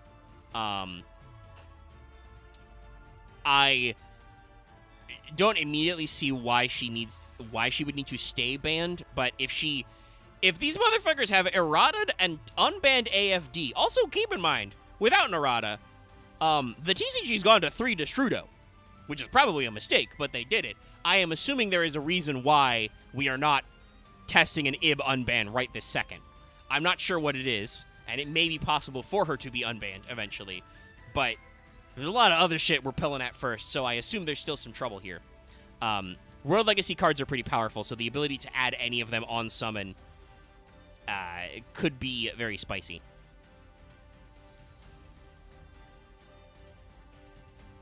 It also summons from deck, which is, you know, usually the most broken. But yeah, Ib was a good attempt at... Legacy support. It's a pity she was too good. And then we're going to get our last World Chalice monster, who is also, much like his, you know, OG versions, also technically a Guard Dragon as well. But we should at least show him on the screen. And honestly, he still goes in World Chalice because of his mats, because he's a fusion monster. This is, however, World Chalice Guard Dragon Alarmarduk. Or Almarduk. I always want to say alarm because there's ALM-AR, but it's not in the right order. Almarduk. They respelled it slightly to not necessarily directly reference Marduk. But it's a World Chalice God Dragon. Ah, yes. So this is Imduk's biggest form. Technically, he is being purified of being evil. He was a different Guard Dragon we will talk about later that was black. And now He went through the teleporter, and now we've washed off all that black shit. Man, I thought going through the teleporter was what gives you the black shit. Loth got it. We've shaved off all of the darkness, and now he is biggest, floofiest dragon. He is definitely a dragon, and not just a dog anymore. We'll see some more stuff with the other guard dragons later. We may re-mention this card art, but I don't really have a lot to add on top of that. He do be a dragon.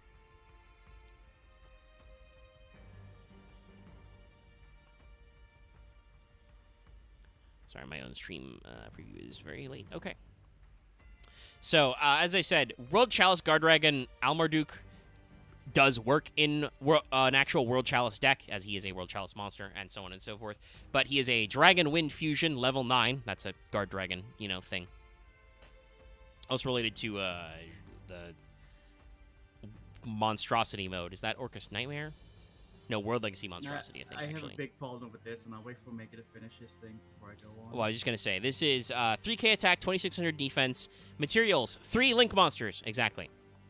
Must either be fusion summoned or special summoned from your extra deck by attributing the above monsters you control, in which case you don't use polymerization, so it is a contact fusion. This card can attack all monsters your opponent controls once each. When attack is declared involving this card and opponent's Link monster, banish a Link monster with the same rating from your hand. Not from your hand, that would be dumb. Good Link monster in your hand? No, it's field or graveyard. Destroy that opponent's monster. Inflict damage equal to its original attack. So what are you going to say? Why does he have abs? I mean, he's just got muscle definition. It's not... Well, they've just given it muscle definition. It's not really abs, because those are his side muscles. Because, shoulder. It's just off-putting for me. Yeah, there's a lot of muscle detail. I assume a lot of artists go through, anatomical studies to do this kind of stuff. So you probably just get used to doing it by heart or something. Also, but yeah. Sorry, I just also had another thought. What's up with his neck? Why does it look like his neck is just extended even further than what it should be? Well, he's very noodly. He's a dragon. Is that kind of mixed between Eastern and Western dragon? Yeah, I think so. Several of the guard dragons are kind of a similar aesthetic. We will get back to that later, obviously, but yeah. Now, the funny thing is, again, talking about, as these two guys as kind of the token World Chalice Legacy support that got brought back way later in later seasons, Ib obviously has her uses. Almarduk is actually a pretty decent boss monster for the deck, but also he's a pretty decent boss monster for any Link deck, because he just requires 3 Link monsters. Also, hey, by the way, I have absolutely seen this guy teched in side decks and extra decks as a super poly target. Your opponent makes a lot of Links, tell them to go fuck themselves. That's what I was actually thinking to myself just now. Yeah. And honestly, I think the only reason why this guy isn't more popular is just because the way we've usually gone, what Almarduk actually solves, I think his existence as a fusion that can be made with 3 Link monsters as either a normal fusion summon or as a contact fusion is better than his actual effect, because his actual effect is can attack all monster your opponent controls once each, so he's supposed to be an OTK tool. And then when you attack a Link monster, you can banish a Link monster with the same rating and destroy your opponent's monster. Generally, if you're at the point where your opponent has Link monsters on board, they probably have a Link 4, and you will not have one of those in your graveyard. Also, it might be, protected from destruction. Well, it might just be access code topic, because it's usually always access code. Yeah, but like I said, that guy's a Link 4, Apo is a Link 4, shit like that. Also, Apo negates, so...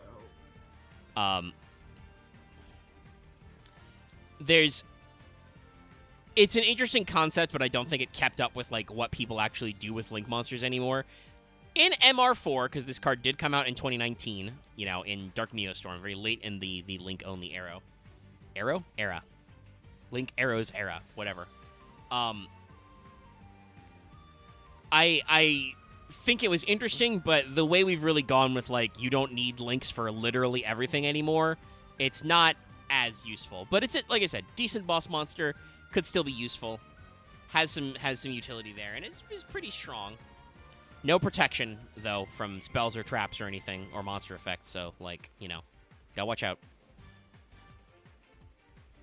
Yeah, it's true. Masquerena is very common as well, which protects from destruction specifically. I mentioned most of your guys are protected, but specifically IP makes making Link 4s that are protected from destruction very easy, even on your opponent's turn. So yeah, there's a lot of shenanigans.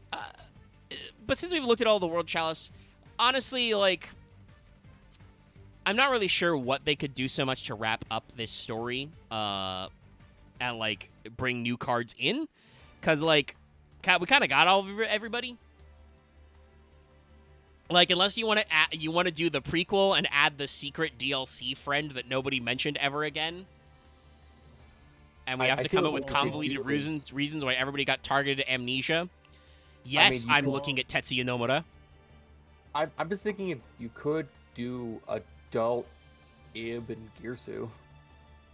I was gonna say you could have. Well, no, because Ib Ib is dead, and then she becomes Lib, so she is a new person now because the universe got wackled. Okay, then I guess you could do older Lib.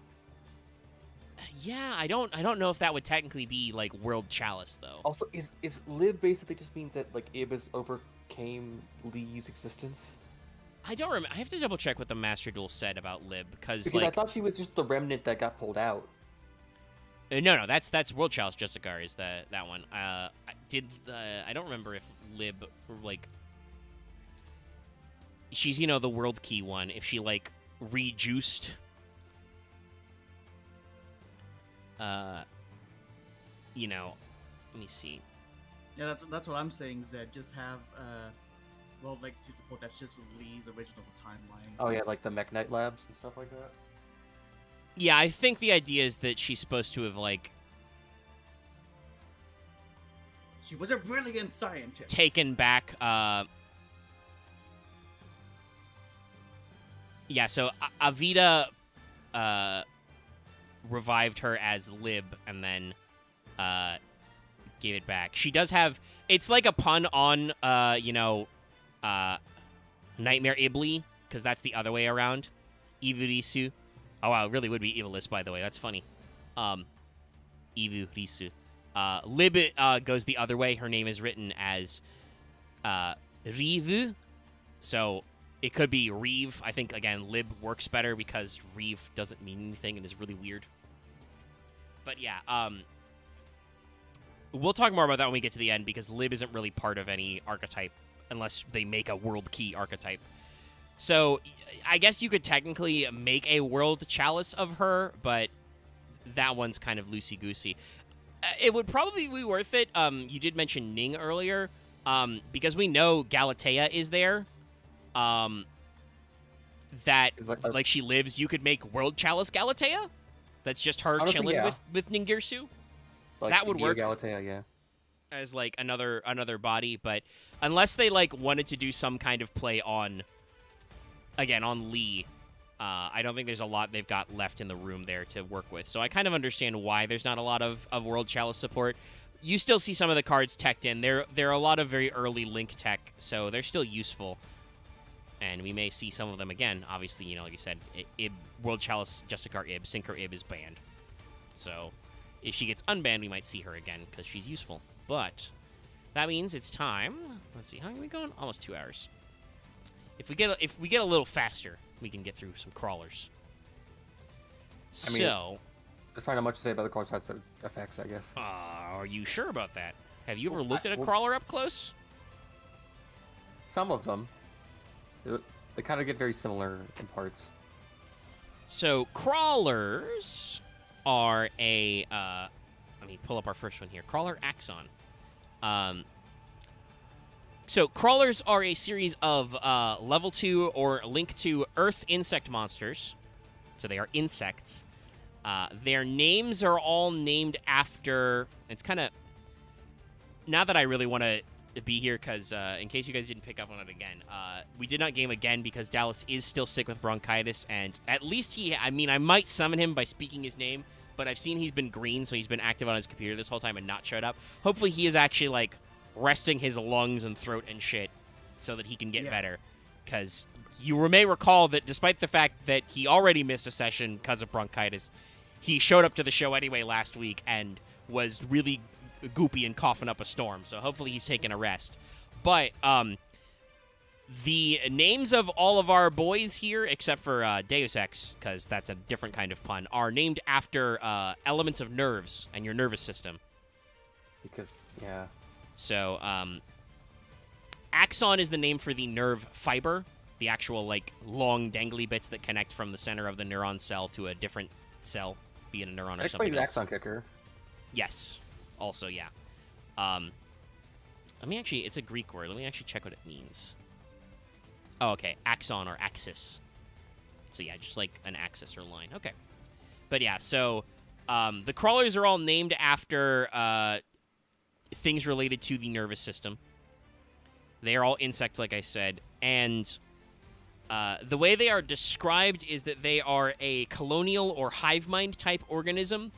They do not... Each crawler does not have individuality. They are not like an individual person. They are all part of a singular consciousness. Additionally, they are what you might refer to as a polymorphic organism. Now, you might think, oh, that's really complicated. Not really. Polymorph is another way to say phenotype.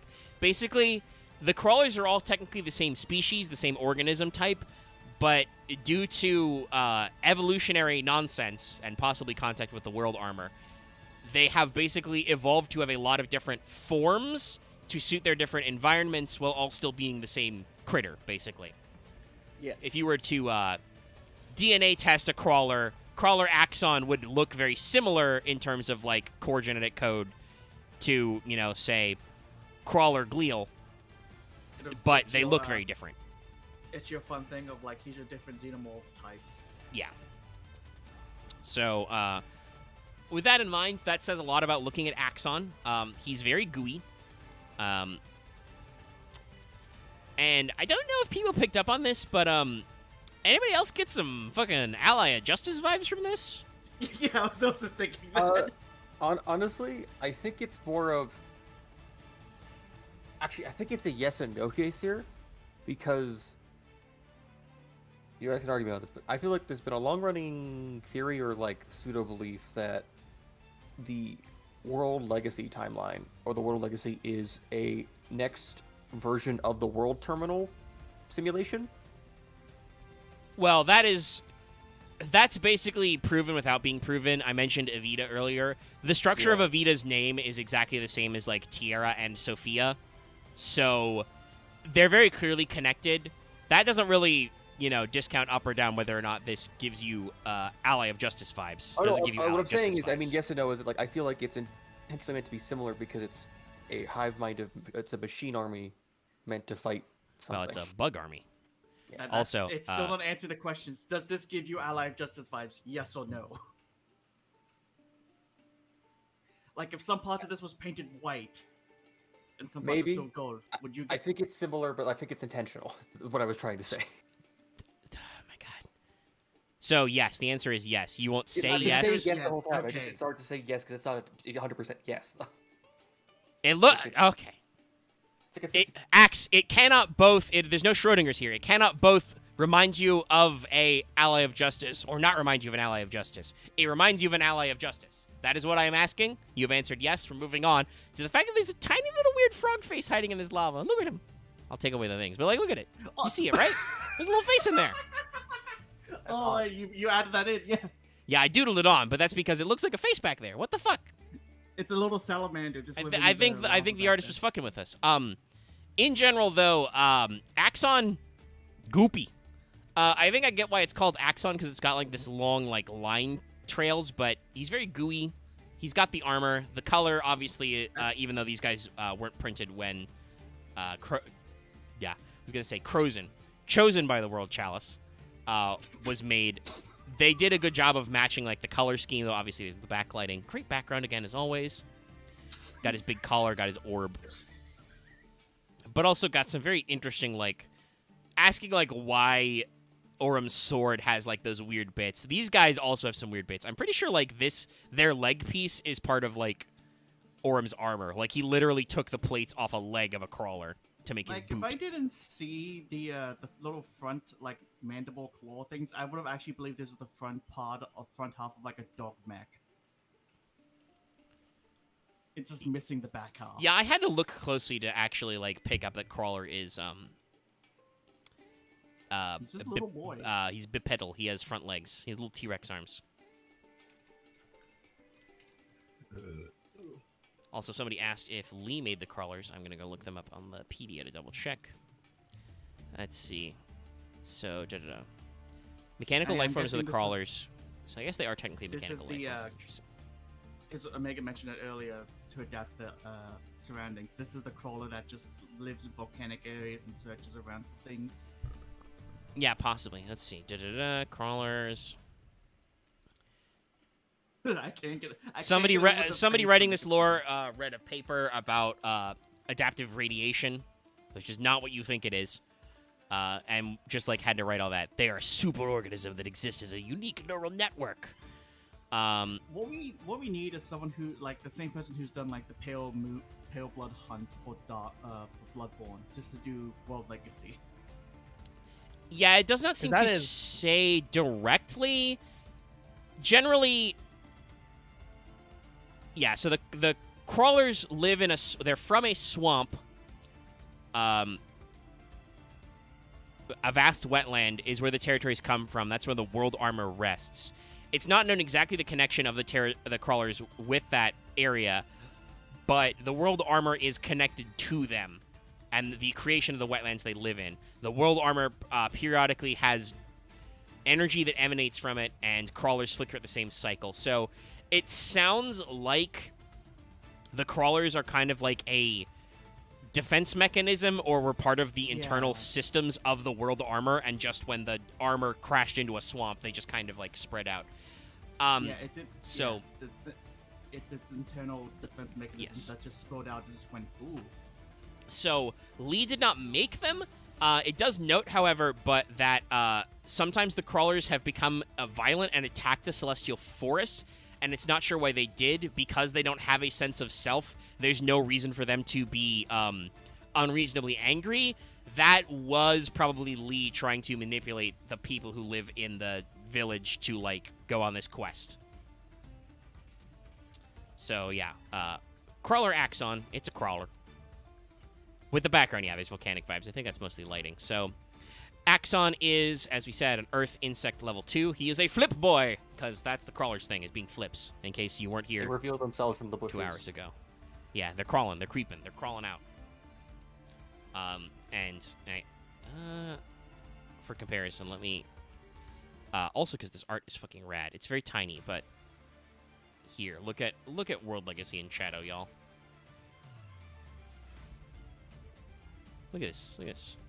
Look how anime-ass this anime is. It's real great. Yeah, it's a nice shot to just be like, there they are. So, I'm sorry. Well, go ahead. I was just gonna say Martha's giving me PTSD with that card. That's it. Yeah. The Axon has 500 attack, 1800 defense. Very solid for a flip monster. Flip! Target a spell trap, destroy it. If this face-up card in its owner's control leaves the field because of an opponent's card effect, you can special summon 2 crawlers with different names from your deck face down, except Axon. You can use each effective Axon once per turn. So this is the other thing crawlers do, is they usually have some kind of floating effect.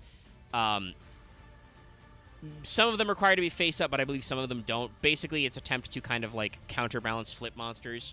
So obviously you want to flip them to get their effect, but sometimes if you flip some of them, your opponent will be like, no. So they have floating effects that let them register. This lets you set up 2. It pops a spell trap. It's decent, you know. In a way, I feel like crawlers are them just trying to, once again, advance the state of flip monsters like Shaddolls and Subterrors did. Not perfect, but, you know, they're trying. And I don't think they've made a better flip archetype since. They've mostly been trying to patch them up. All right. The next one is...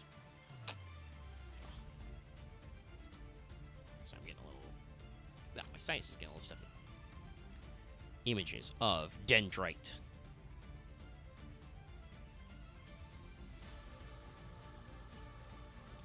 I have an image of Crawler Dendrite. It him. He's a weird horse bug man. Yep.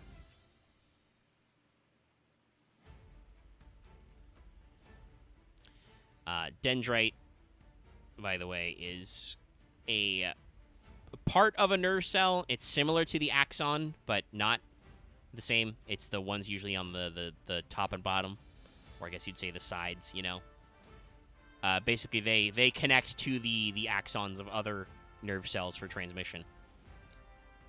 They are sometimes referred to as stuff like tree. It's dendron is Greek for tree, so, you know. He does kind of have some, like, tree rooty type looks. But also, he's a weird crab horse man. Yeah. He's weird. It's a little gross. Just the front parts are just like just the front hooves. It's like why? And so you can have freaky boss fights. He's got more legs to cut off. Somebody start playing the Breath of the Wild Guardian theme. It feels like it'll just reattach itself. Yeah, with the actual the goop inside, the nerve goop.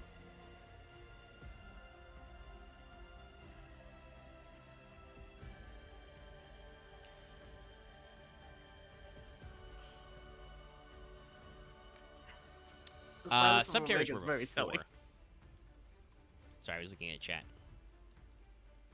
Actually, Subterra, Guru might have been after. Guru specifically. Let me see. Because I know they have a link, but I don't know. Yeah, okay, Guru himself was 2019, so that would be later. That was Savage Strike. Again, you weren't here, Zed, obviously, but I searched this earlier.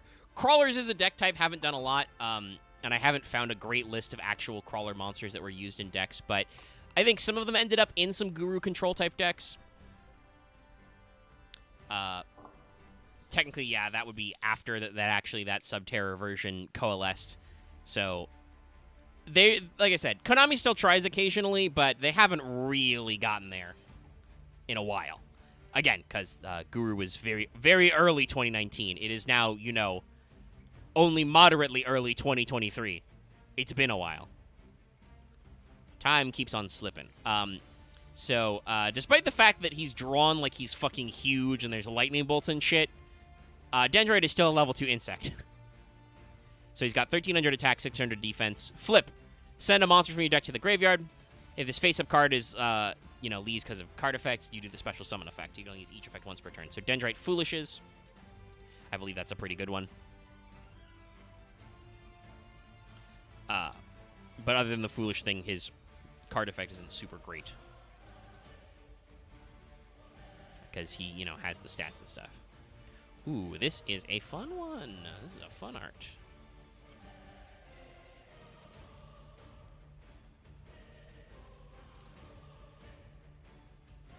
So let me pull up the art. This is Crawler Glial.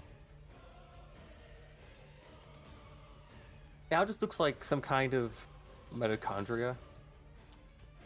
Well, so funny enough that you say that.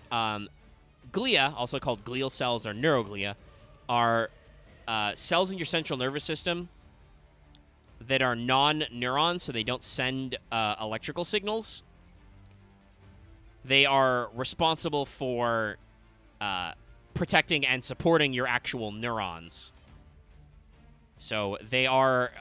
it makes sense for them to have kind of a weird cellular but structural looking one, and it does kind of look like they've got all those little arms and legs and stuff. I can kind of imagine them doing like maintenance and rescue and stuff.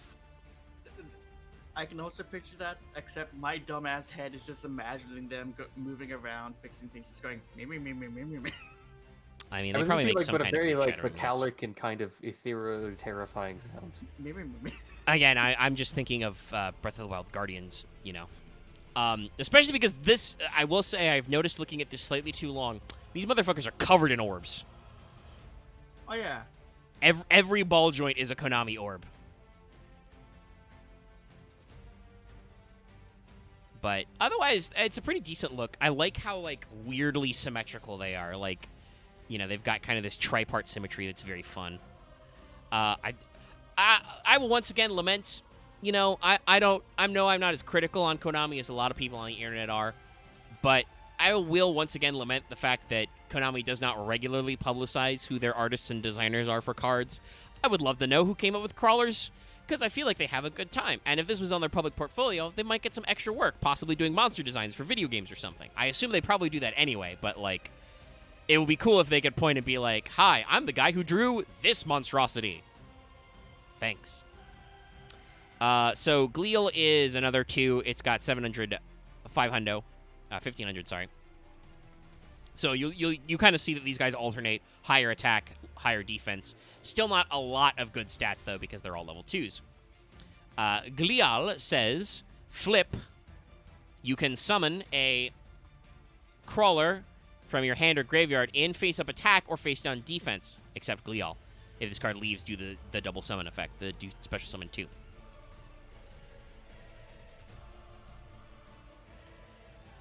So, I think for the way they named this, calling it Glial, the fact that it special summons a crawler from your hand or graveyard, yeah, this guy, actually, I even think, probably what they do is those little legs they've got, these guys probably, like, deliver other crawlers to the field.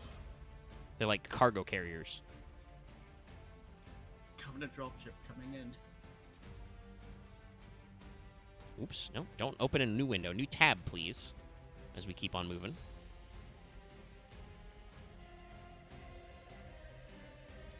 So, and I'm pretty sure, we're talking a little light on the strategy, but I'm pretty sure that technically,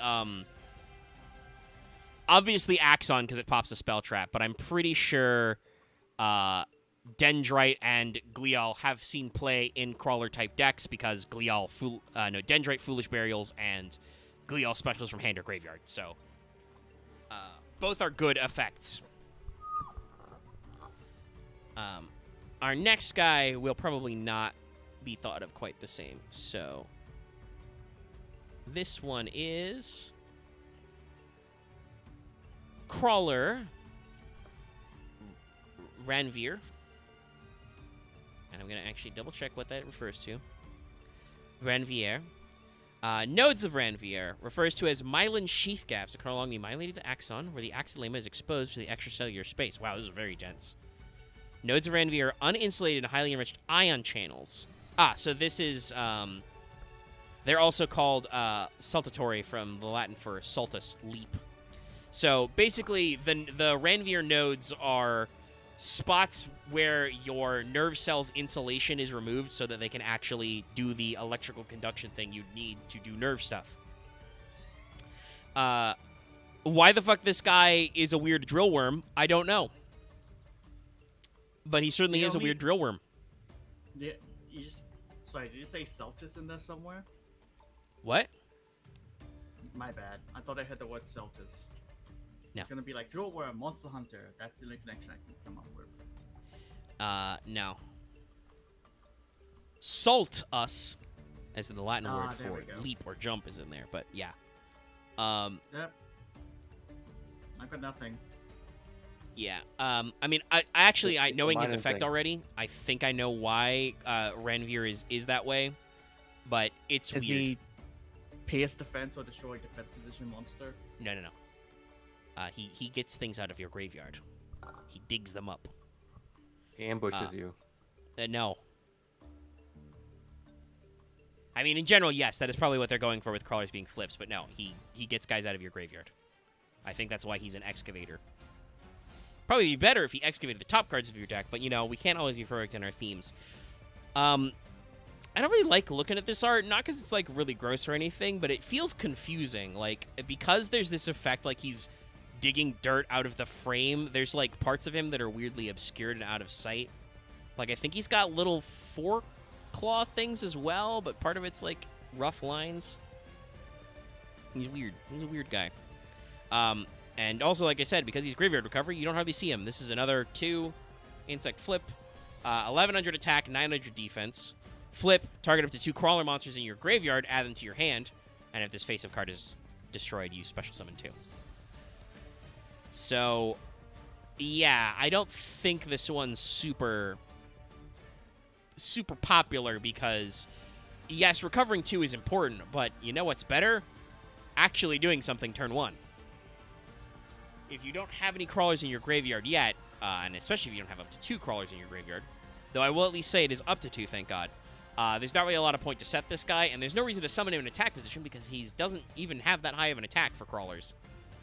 Dendroid has a bigger attack than this guy at 13. So, he's a weird one, and you probably don't see him a lot. Alright, our next one, though, is one that probably needs no introduction when I say its name. You don't need me to explain what this does. But this is Crawler Receptor. So art-wise, this is the flying one that's really annoying. It even looks like it's doing a weird scream effect. Yeah. Insert high-pitched metallic screech here. Yeah. It makes you think of, like, if this is an enemy type, this is the type you have to kill first, or it summons extra ads or alerts. Yeah, it's like the when you're doing the stealth sections, this is the one that flies over and, like, spotlights you, and if it sees you, it summons a bunch. It's like certain birds and Horizon, and like the actual condors in like Ghost of Tsushima. And there's the flying watchers, flying guardians in Breath of the Wild that have a similar effect. It's a very common type of enemy to have some kind of like airborne sentry, which is absolutely what this guy is. Also, one that would be very easy to kill with like a single stab. Yeah, they do look kind of spindly. Obviously, you know. I think they're very light because they have to fly. Yeah, that makes sense. That's why bird bones are hollow. But Receptor is just, you know, the part of your cell that receives the transmission, so makes a lot of sense. I would like to say about this guy, I like the design. It's pretty straightforward. I get what he's going for. I get what he does. Also, go ahead, Loft. I like that you can see them tinily detailed, but just like you can see the dust cloud, but then you see them coming out of the dust cloud as if zoomed out far enough, that isn't dust, that's just more of them. And just like how I said that Ranvier had kind of a reason why he is that way for his effect. I think this card art is very good because we were able to pick up on what he does. Anyway, this is another level 2, 900, 1200 defense. Flip, add a crawler monster from your deck to your hand. So yes, when you surprise the Receptor, he summons more. And then if its face-up card just leaves the field, you summon 2. So yeah, they multiply, diversify, and Receptor is literally the one that calls more crawlers because he is your searcher. Or it is your searcher, I should probably say.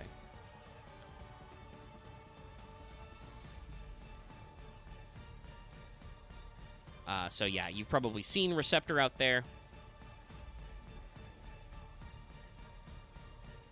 And then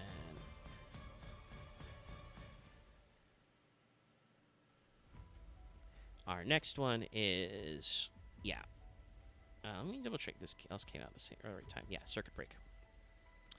So, like I said, I'm pretty sure the primary ones you see are Axon, somewhat Dendrite, because that's a Foolish Burial and it's really good. Glial for sure, because that specials from hand or graveyard, and Receptor searches from deck. And then this one, Spine. Is there a better card art of Spine? Not really. So this one's going to be, I think, a little small and blurry, so give me a sec. Yeah, Spine. Let me try 150. So, Crawler Spine. Looking at him, this looks very basic. You know, it's just a 4-legged, spindly buggy boy. Origin had something. Yeah. It's you know, our baseline. Calling it Crawler Spine, you know, I think the joke there is it's the backbone of your force, right? This is a pretty common card to play. It seems like it's the most basic one. You get to see the inside of the legs. You can see how, like, they're called mechanical, but they are very clearly, like, biomechanical, right? Because this goopy nerve tissue stuff is very important to their body types, but also they have, you know, purely mechanical ball joints and shit. It's weird. It's freaky. It's gross. Perfect for a swarming archetype that fucks your shit up.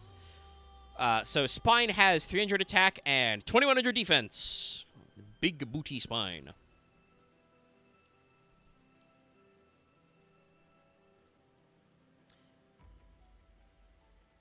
I mean, that is how eusocial insects work. These guys are not, as we said, they're insect type, but that's because Konami knew that making them insects wouldn't break anything, whereas if they made them machines, this would be absolutely fucked. They are not literal insects.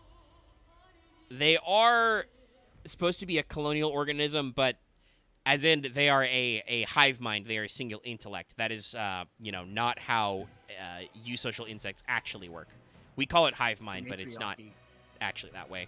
And trust me, the person writing the crawler lore knows all this because as I read out a little, somebody read some fucking cool magazine articles about evolution when they were writing the backstory to these guys.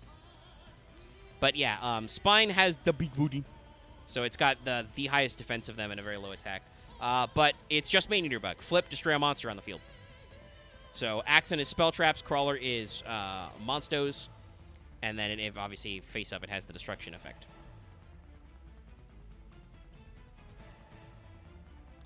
So all of those original batches of them are pretty sizable. It's good that they've got, I think, 4 good ones.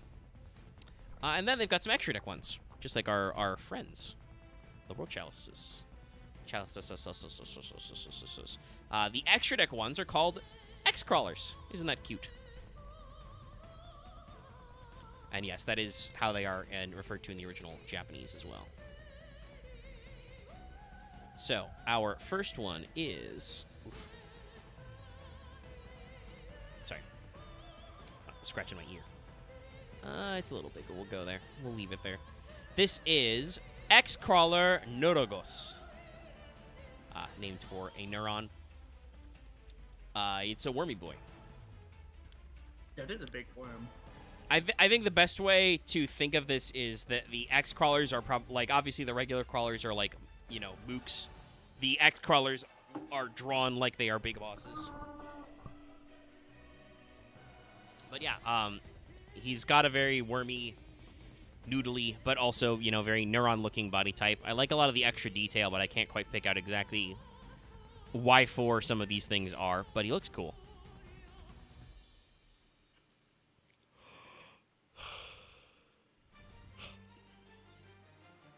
Sorry, a little bit of me on there. Taking a breath. So, without further ado then, I guess we'll just keep speed running. Lightning around. Yep. X-Crawler Neurogos is an Earth Link 2. It's got 1900 attack. Its arrows are left and right exactly. It's a master 2 insect monsters. Again, this is why I think, even though they're described as mechanical, I'm pretty sure crawlers are insects because Konami was like, we can make a generic insect archetype and that won't break anything. Because it hasn't yet. Not even B-Troopers were that good. But yeah, 2 insect monsters. Crawler monsters, this points to can't be destroyed by battle. Gain 300 attack and defense, and if they battle your opponent's monster, any battle damage they inflict to your opponent is doubled. If this face-up card is destroyed by battle or leaves the field because of an opponent's card effect, while its owner controls it, summon 2 crawlers with different names from your graveyard. So these guys, recycle from graveyard. They kind of split back into their components. All in all, I think you guys can start to see where... Because we didn't really discuss it, obviously. We talked about them as a flip archetype, so they have control elements, but I think the other thing crawlers are known for is basically swarming. So this, takes 2 of your crawlers. If you can make the arrows work out, it points to 2 of them to protect them, and it gives them extra attack and defense, and, double battle damage. So, you can use this to transition into an OTK after you've swarmed the board. I don't think that's super popular, though, so I don't think Neurogos is played a lot. I don't recognize the name very much. Our next freak show has seen some play, because I recognize this name.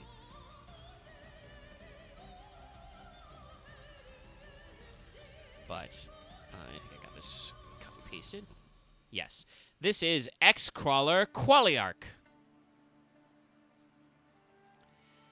The name is taken from qualia, which is basically it's really hard to tell. It's more of a philosophical concept, but basically, a qualia or a single form a quale is an individual experience of a subjective experience, basically. It comes from the Latin word basically meaning what sort or what kind of. So a qualia or a quale is like a unit of subjectivity. One quale is like you experience what a headache is like. What is the pain of a headache like to you? That is a qualia. How red is this red? That is a qualia kind of thing, because, humans are all different. We all understand things, slightly differently.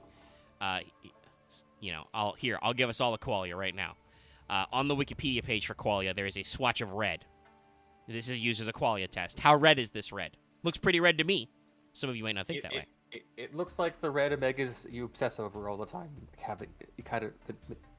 It's red. It's very red, yes. It's a red. It looks... You're very red biased. Yeah, I like red. No. That's qualia. It's a subjective term. I like red, subjectively. It's fair. When something's red, you really like it, even though sometimes it's not the best.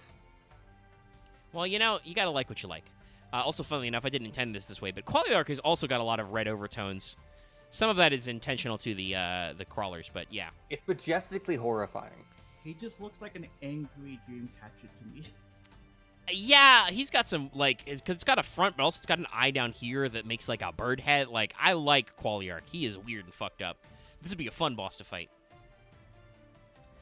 You look up at the ceiling, there it is. Yeah. So Qualyark is another Link 2. He has the bottom corner arrows, i.e. the good arrows, and is also 2,000 defense. He is unfortunately type-locked. He has 2 crawler monsters, so you can tell this one will be good. If this face-up card is destroyed by battle or leaves the field while you control it, you can summon 2 crawlers with different names in your graveyard. And then apply different effects based on the number of crawler monsters you control. At 2+, all monsters you control gain 300 attack and defense. 4 monsters, your opponent's cards can't be activated. Cards or effects can't be activated during the battle phase. 6+, all your monsters can attack directly. So immediately, I think you can see compared to Neurogos why Qualyark is played way more in crawler decks. It's just much better. You have all these swarming effects. You can take 2 crawlers, and if you can actually get 6, all of your monsters get plus 300 and can attack directly. And your opponent can't do shit in the battle phase. So, much stronger control swarm vibes than Neurogos had. Also, it starts at a better attack stat, so... Qualyark is a card that you will see people run if they are actually playing crawlers. So, let us grab our last...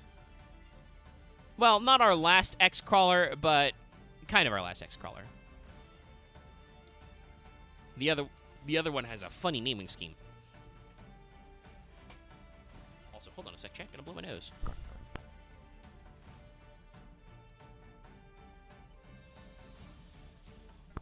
Sorry about that. Sinus got a little stuffy. Okay. Let me grab the card for this one. Oh, okay. Olaf has to step away for a sec. Let me shrink this down. I'll try and leave this guy on screen long enough that Loth can come back, but we'll see what happens. Though I might take a second and refill my bottle of water because I'm getting a little parched here yelling about crawlers. This one is X-Crawler Synapsis. Or Synaphysis. Loth is like, don't wait for me. Okay. Well, Loth can watch the VOD and can access the comment section to say what he thinks Synaphysis looks like. This is named after a synapse, which is, again, a part of your nerve cell. I don't know. This weirdly feels familiar to be something else. I just can't place it. I think it just generally has one of those shapes. It's kind of analogous to something, but I'm not sure what. Because, like it's not a weapon. It's not. But, like, or not even the shape, but it's, like, the color scheme and, like, the shape, but also the color scheme. Like, there's, like, something of, like, of that size. I just can't place it. Yeah, there's definitely something about this kind of, like, lilac and gold with a little bit of orange. And there's different, like, is the centerpiece an eye, a nose, a mouth? But then it has these blades down here. It's got this part up here that's, like, are those ears, eyes? I think it's meant to, like, look subtly familiar, but also still, weird.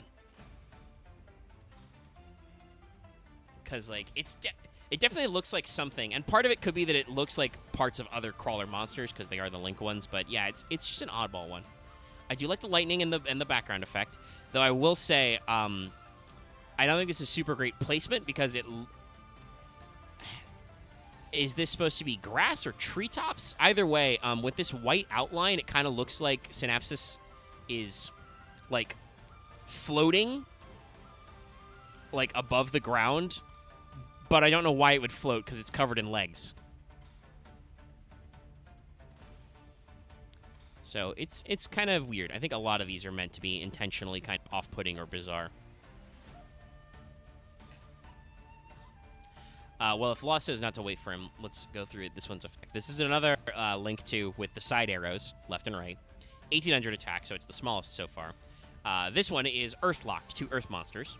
Crawler monsters this card points to can't be destroyed by battle. They gain 300 attack and defense, and they can make up to 2 attacks per battle phase. So they don't get double damage, but they do get double attacks. If this phase of card is destroyed, summon 2 crawlers from different names to your graveyard in defense position.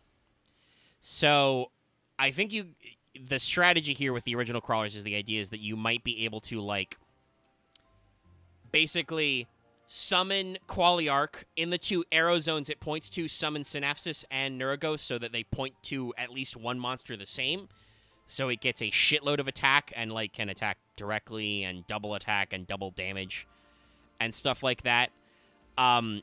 Realistically, I don't think you ever manage to do that. Mostly it's Qualiarch and then Swarm. I think Synapsis being Earth-typed based has some utility.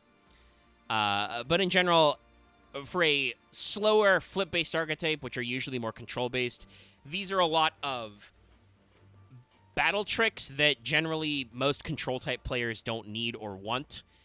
Usually the way control works is you tempo out your opponent, and then you force them to either fold because they can't play their deck, or you know, out-tempo them to the point where you can just get in with chip damage anyway. Which, not to say that, like, Qualiarch letting you attack directly, Synapsis letting you attack twice, and Neuroghost giving you double battle damage doesn't help you chip. It's still just, it feels a little slow and weird for this style of things. So before we pull up our next one, which will be the actual world armor, I am actually just going to, on my own volition, not waiting for Loth, I'm going to step away and fill up my water bottle. Because we've still got, let me see. Yeah, four more boys to go through. And I think we're just going to, we're not going to talk about what it does. We're going to show the art for Crusadia Crawler, because it's important to a later card. In fact, I might do Crusadia Crawler and Crawler Soma right next to each other. But we got a few.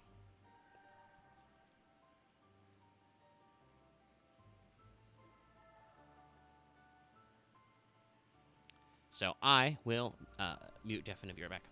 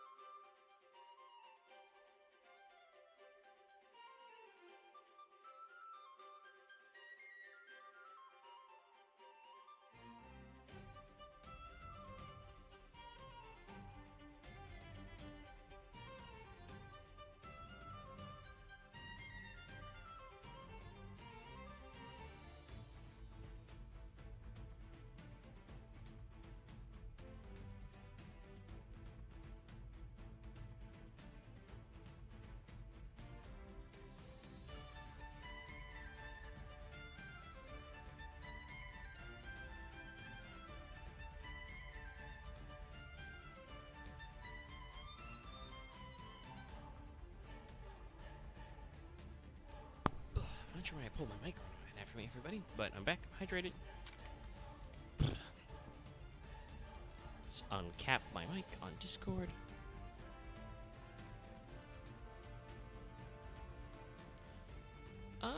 No, I think his talons are connected. These things are like, I mean, these hover, so they're like magnetically bound, but let me get my big red marker out. Like, this is connected through that axis, and this has that axis back there. So, like, you can see the ball joints, kind of. But it's all very weird. These little noodly things, though, connect to these, like, magnetic discs. Anyway, synapsis is weird. Let's talk about the world armor. I think it's intentional that, like, they're all nerve designed because they're meant to be, like, the internals of the armor. Yes, that is what I theorized something like earlier. I think they're supposed to be, like... Because their lore description, when somebody asked if Lee made them, it just says that nobody's quite sure what the connection is, but they do appear to be connected to the world armor, which is, ruined in their home territory. So I think the implication is that they come from the armor. And the armor's pretty weird. Okay, let's pull up this card I think it's like... It was, like, the internals that controlled the giant armor? Like, it's all, like... Like, literally... What? Sorry. I'm, like, trying to copy-paste, and it's not copy-pasting. There we go. There's the text. Must have had an image grabbed accidentally. Yeah, that's something I think that's not, even by, like, the Master Duel solo mode, not super well explained. Like,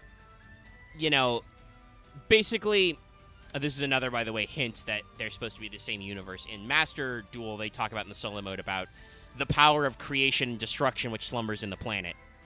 Creation and destruction and the powers thereof are key to Dual Terminal as well. That's, the thing, like the light ball and the dark ball and the stuff that's associated with Tierra, Sophia, etc. But I believe, if I'm remembering rightly, it has been a while since I did the first one. The actual world legacies are supposed to just be, like, ways to use the power of creation and destruction, or to, we're meant to harness it. And then,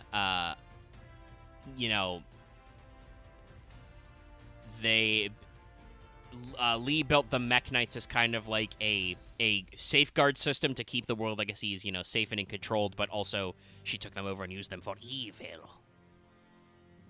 That one, I think, by the way, because I'm pretty sure the Mech Knights are actually machines. That's not like a possession thing. That's just a programming bug. Be careful who you give backdoor access to your computer projects, kids. Remember to rotate passwords regularly. Anyway, this is the world armor. It's big, an armory. It's got kind of that same purple and gold scheme that some of the other crawlers have. And honestly, I can't really figure out a lot. Wait, I feel like one of the ones I did earlier, it's just the hand turned into one.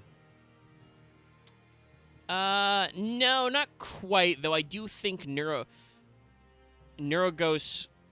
because Neurogos, I think, only has 4 digits, and this is a full 5 digits.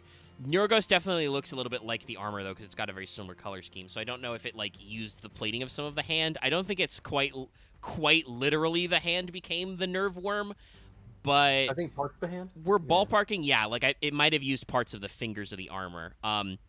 Alternatively, because we saw this with the World Chalice guys, the extra deck ones, the X crawlers, are supposed to be powered up by the world armor in some way, so they take on its aesthetic. Though I would like to point out that the aesthetic of, like, the little pointy tips and, like, the way that, like, the claws on the fingers are also, and these bits here, looks a lot like the Chalice. So the world legacies are thematically connected by a similar art style. But yeah, I also noticed there's no head. There is a world crown, so maybe that was supposed to be the head, but I'm not really sure what practical purpose this giant armor serves, other than if you were building a giant man. And to our earliest point, if you've built a giant man, then yes, that giant man probably had internal bits, and that may be where the crawlers came from. They were his white blood cells. Or something. Anyway, I lost back. Let me close some tabs. I got too many tabs. Yeah, I came back and was just like, I'm annoyed by my mustache, so I took a quick, scissors to it. Sorry. Yes, beware the hand. Also, of course, Lot says he came back. We gotta say, but he came back.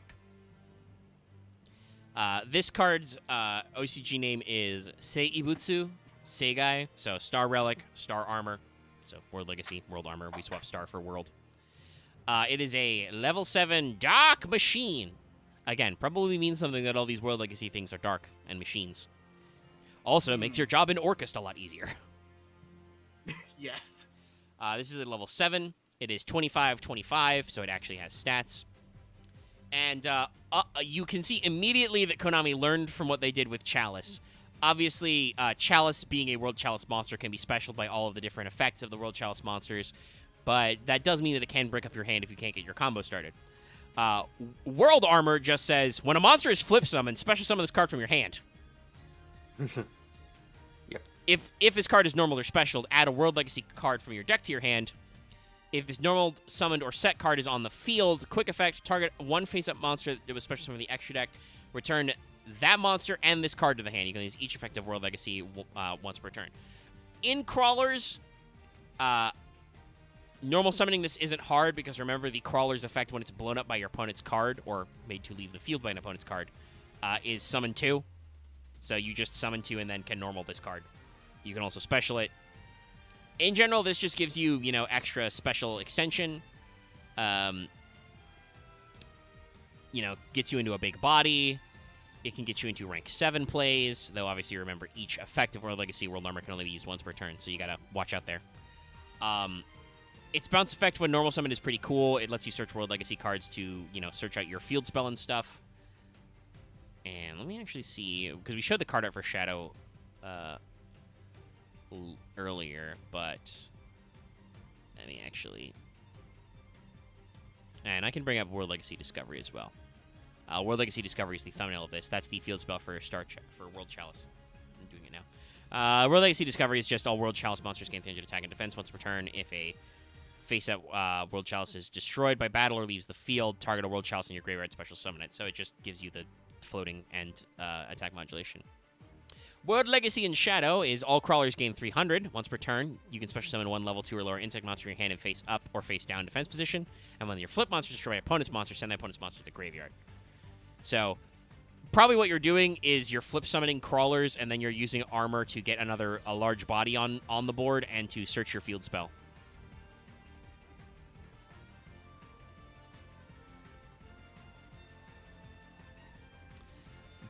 But yeah, I think that World Armor is an okay extender, but it's not a perfect card because I think ultimately what Crawler wanted to do before the advent of Deus Ex Crawler, which we're going to talk about next, but before that guy came out, Crawler's primary strategy was to make Qualiarch and maybe your other 2 links.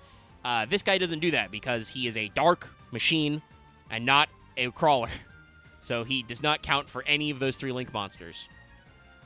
But you can use it for generic link stuff. So if you wanted to go into like a link 3 or higher off your Crawler links, you could, work something out. But let me grab our next one. Deus Ex Crawler, because Crawlers need a big boy boss monster.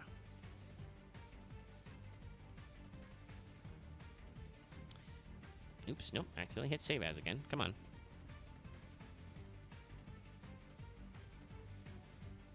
So, Deus Ex Crawler, the big boss crawler. The way this one was pitched was this is also technically a later one. This actually appears at the very end of the World Legacy storyline as basically Ibli is on her, or possibly Idli, I think her name might change. Anyway, Lee's on her last legs of just trying to eat all the powers of creation and destruction, so she takes all the dead crawler goo that's left over and makes a big fucking crawler to stop Avramax and the boys. So, yep. It's a very big fucking crawler.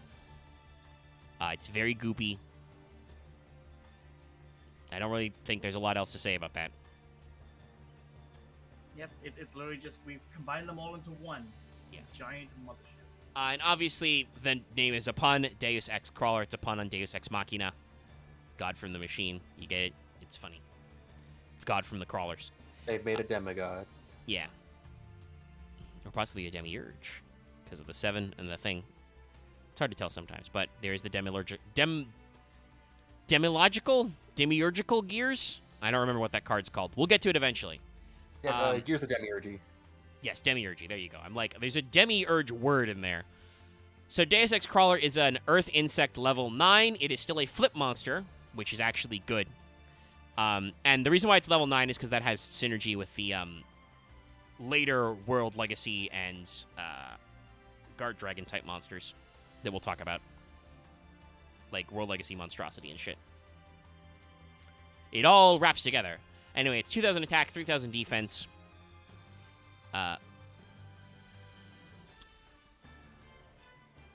When your opponent activates a card or effect that targets this face-down monster, quick effect, change this card to face-up defense position, negate the activation, and if you do, destroy that card. After this card was flipped face-up while it's in the monster zone, negate all monster effects activated on your opponent's field. If this card is destroyed on the field is destroyed by battle or card effect, you can add from your deck to your hand one level 9 monster with a different original type and attribute than this card. You can only use this effect of X-Crawler once per turn. So you'll notice, by the way, X-Crawler is a flip monster without the flip text on it. Because it has a quick effect flip, basically. I think this is one of, like, the only times Konami's ever done that. I really wish they would do that more to give flip monsters some fucking spice. But we haven't yet. But Deus Ex Crawler is a pretty good card. You have ways to special it out because it is still a crawler in your crawler deck. And it acts as kind of a skill drain. It only negates activated effects. But it does negate. It has its own, targeting protection effect while it's face down if you can, place it into position while your opponent doesn't know what it is. You can fucking negate and destroy them. It's at a level 9 effect doesn't really work in crawlers, but it gives crawlers a decent boss monster that has a very typical legacy support effect to jam up monster effects. Give it a skill drain. I should get a fucking soundboard of MBT saying that. Give him a skill drain. I feel like there's a lot of like MBT stuff that makes a good soundboard. He has a certain cadence to his voice and a tendency to repeat certain lines, so there's usually a good take in there somewhere. Or maybe he says a lot of takes and Dyer just gives him all the best ones. We cut out all the nonsense.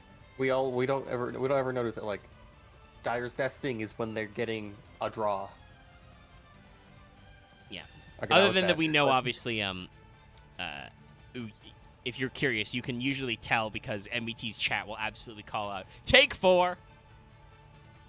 So you can tell that maybe he fucked up a few takes. Anyway. I've seen some of his yes. attempts. Deus Ex Crawler is a pretty decent addition to the deck because, like I said, it gives you a negate. Technically, an Omni negate. It just has to target this face-down monster, and then after this card's been flipped face-up while it's in a monster zone, your opponent's activated effects are negated on their field. So there's some interesting stuff there. It's not a perfect card, but it gives them some strategy.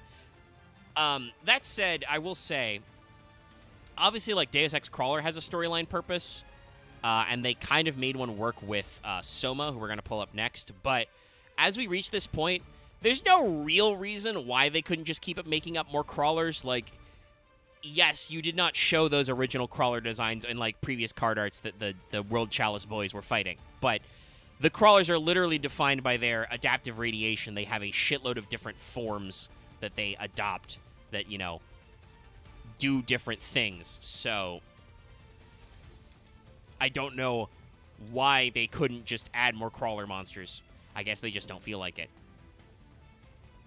So I'm going to pull up our last 2 cards side by side. We're probably not going to focus on, like I said, talking about Crusadia Crawler as a actual card, but I just want to pull up its card art because it is important for a couple of reasons. And this was made way before Age of Calamity, so you can't say it's aping. So this is Crusadia Crawler. It's just a, normal default crawler spine, but Crusadified. Yep. It has a role in both Crusadia and I believe some influence in crawlers. Yeah, it gives you, because it counts as an insect earth, it works as an extra body in your crawler deck. I don't actually think you would play it other than as a target you can search, but it fits at least. But I wanted to show that because we're going to pull up our card art of the last one. This was recently added in, I want to say Pote, but yeah, Power of the Elements, legacy support for everybody. You get a legacy support, you get a legacy support, you get a legacy support. Crawler Soma. What the fuck?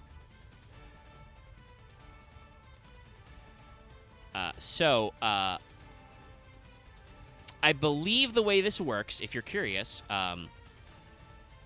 Crawler Soma is supposed to be the evolved form of Crusadia Crawler, which basically, if I understand the lore correctly, Avram got the powers of Mech Knight Blue Sky. That's where he got his cool new sword and stuff. And basically, he uploaded or infused the leftover Blue Sky goo into Crusadia Crawler. So Mech Knight, so Crusadia, wow, that's two archetypes that are not correct. Crawler Soma is Crusadia Crawler basically building itself a new body, which is supposed to be like its original Mech Knight body. That's why it has the blue diamonds like Blue Sky all over it. That's why I was thinking, wait a second, it looks very much like it just evolved into a Mech Knight. Yes, that is actually what it's supposed to be. So we haven't looked at Mech Knights yet, but as a blending of these, like, 3 archetype points, Soma looks pretty good. It's still got kind of, like, the lines and the goop, and the color scheme, obviously, but it's still, you know, very Crawler-like. Got some cables and some spines. When given the context, it's like, okay, I can appreciate it more than just what it was at first glance. So, Crawler Soma, and I don't think there's a neurological term related to Soma. I think it's just Soma as in the mythological. Though I should check. The video game Soma has a lot of, you know, nerve brain shit in it. Nerve brain, are you who you say you are? AI nonsense. Yeah, Soma is the name of a Hindu deity, and it's also like a ritual drink. Oh no, okay, yes, Soma is actually in. That's what the cell body is called, the Soma. Okay, it's from the Greek for soma, meaning body. Okay. Well, that works. So it's the Soma biology is the body of the nerve cell, the actual like cell matter. That's weirdly apt. That with the Soma game, I feel like that game is based off bad logic. But yeah, it's, you know, Soma goop.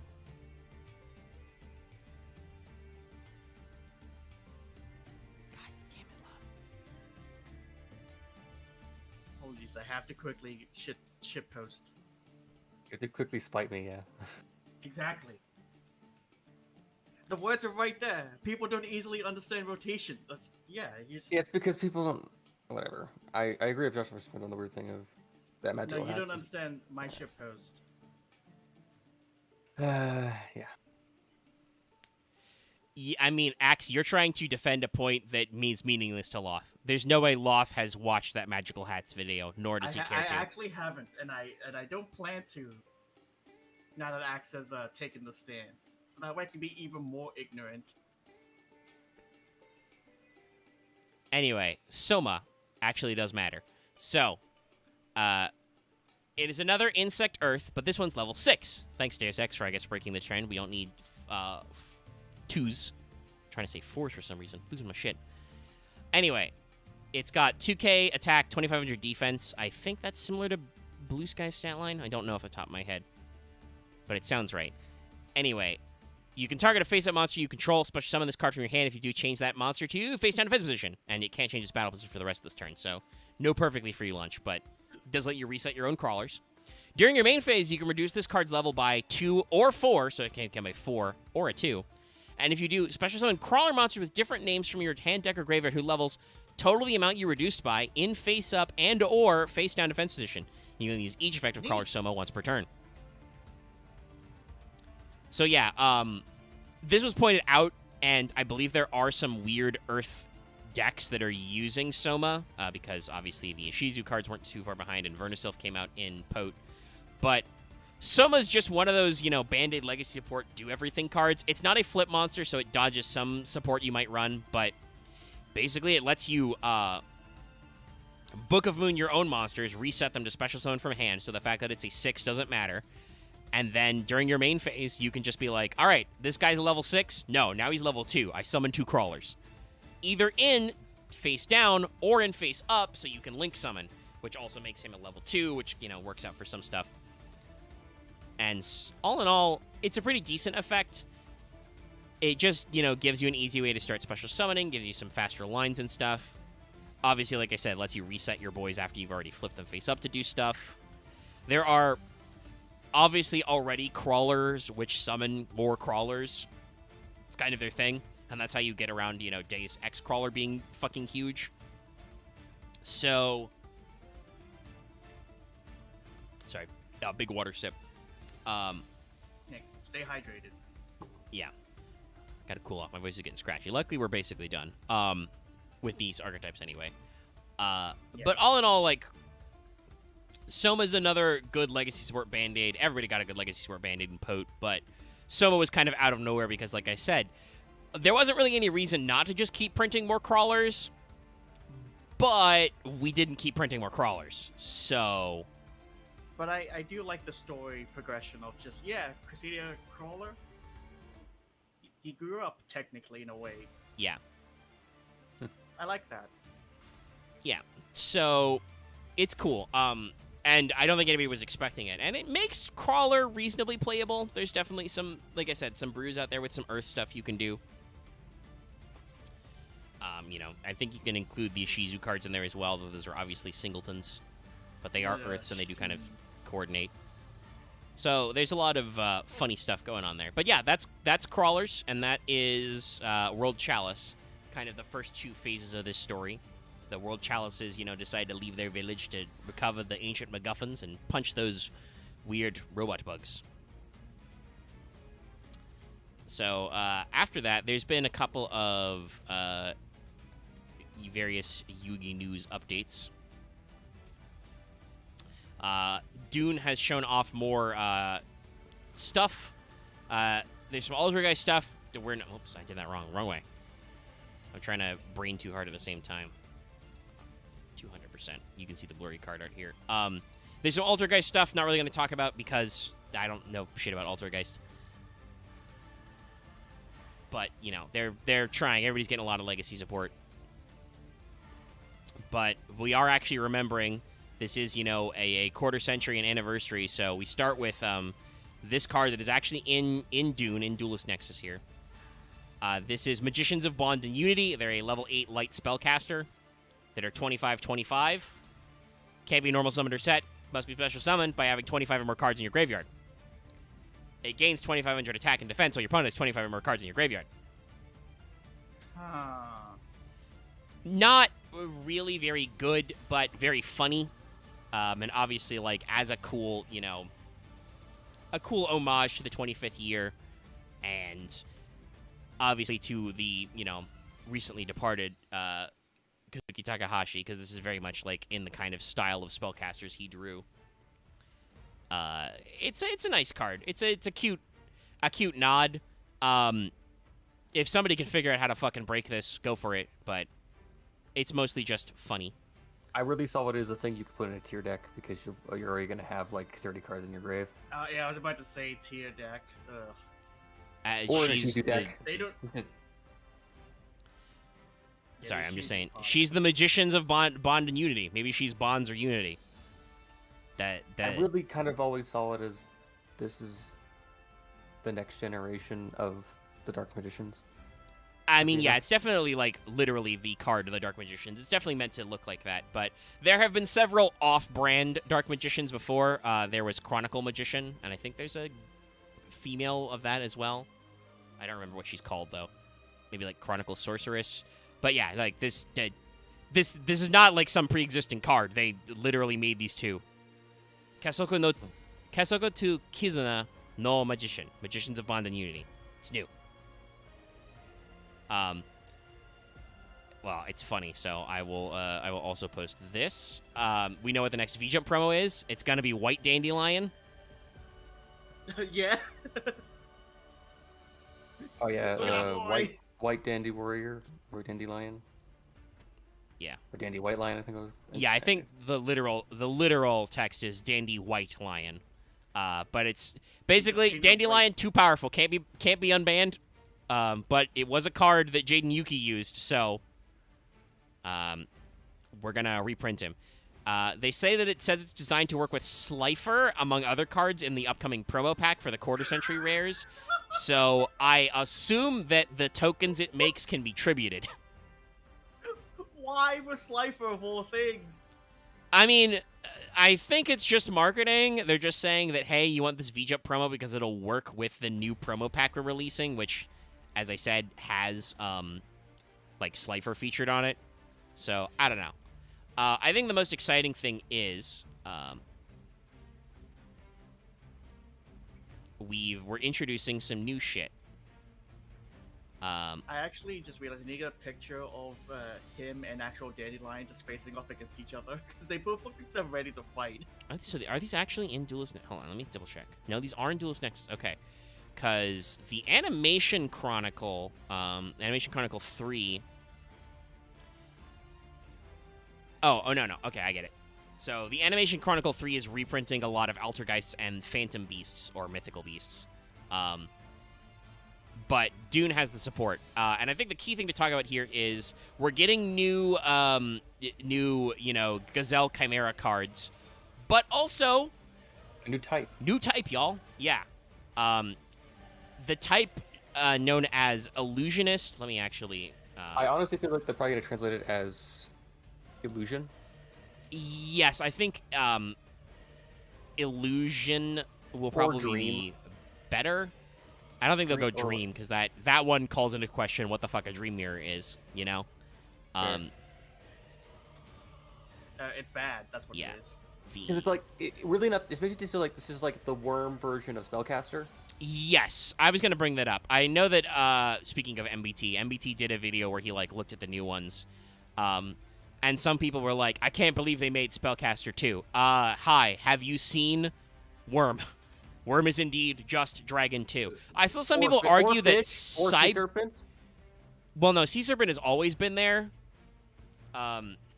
Dinosaur and Sea Serpent having dragon in them is like a pun, but Worm is literally just Earth Dragon. It's very much like, hey, we could make more dragon cards, but that would be very, very weird. Yeah, so the Illusionist is usually how in video games this type has been translated, and some of the manga cards show up as this.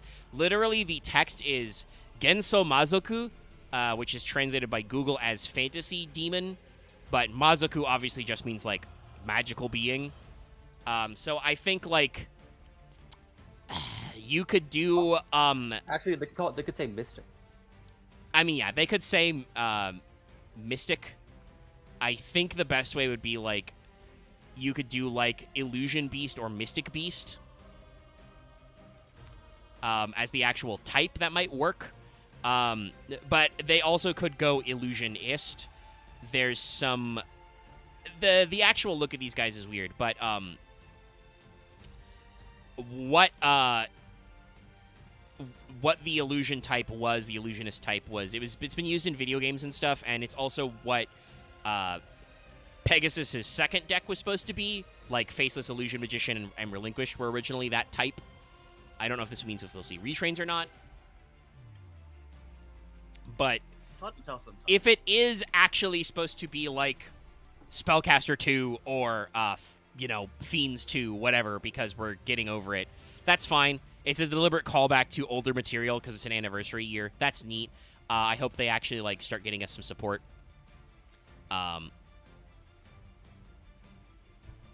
Cyberse. On the subject of Cyberse, somebody brought this up. Like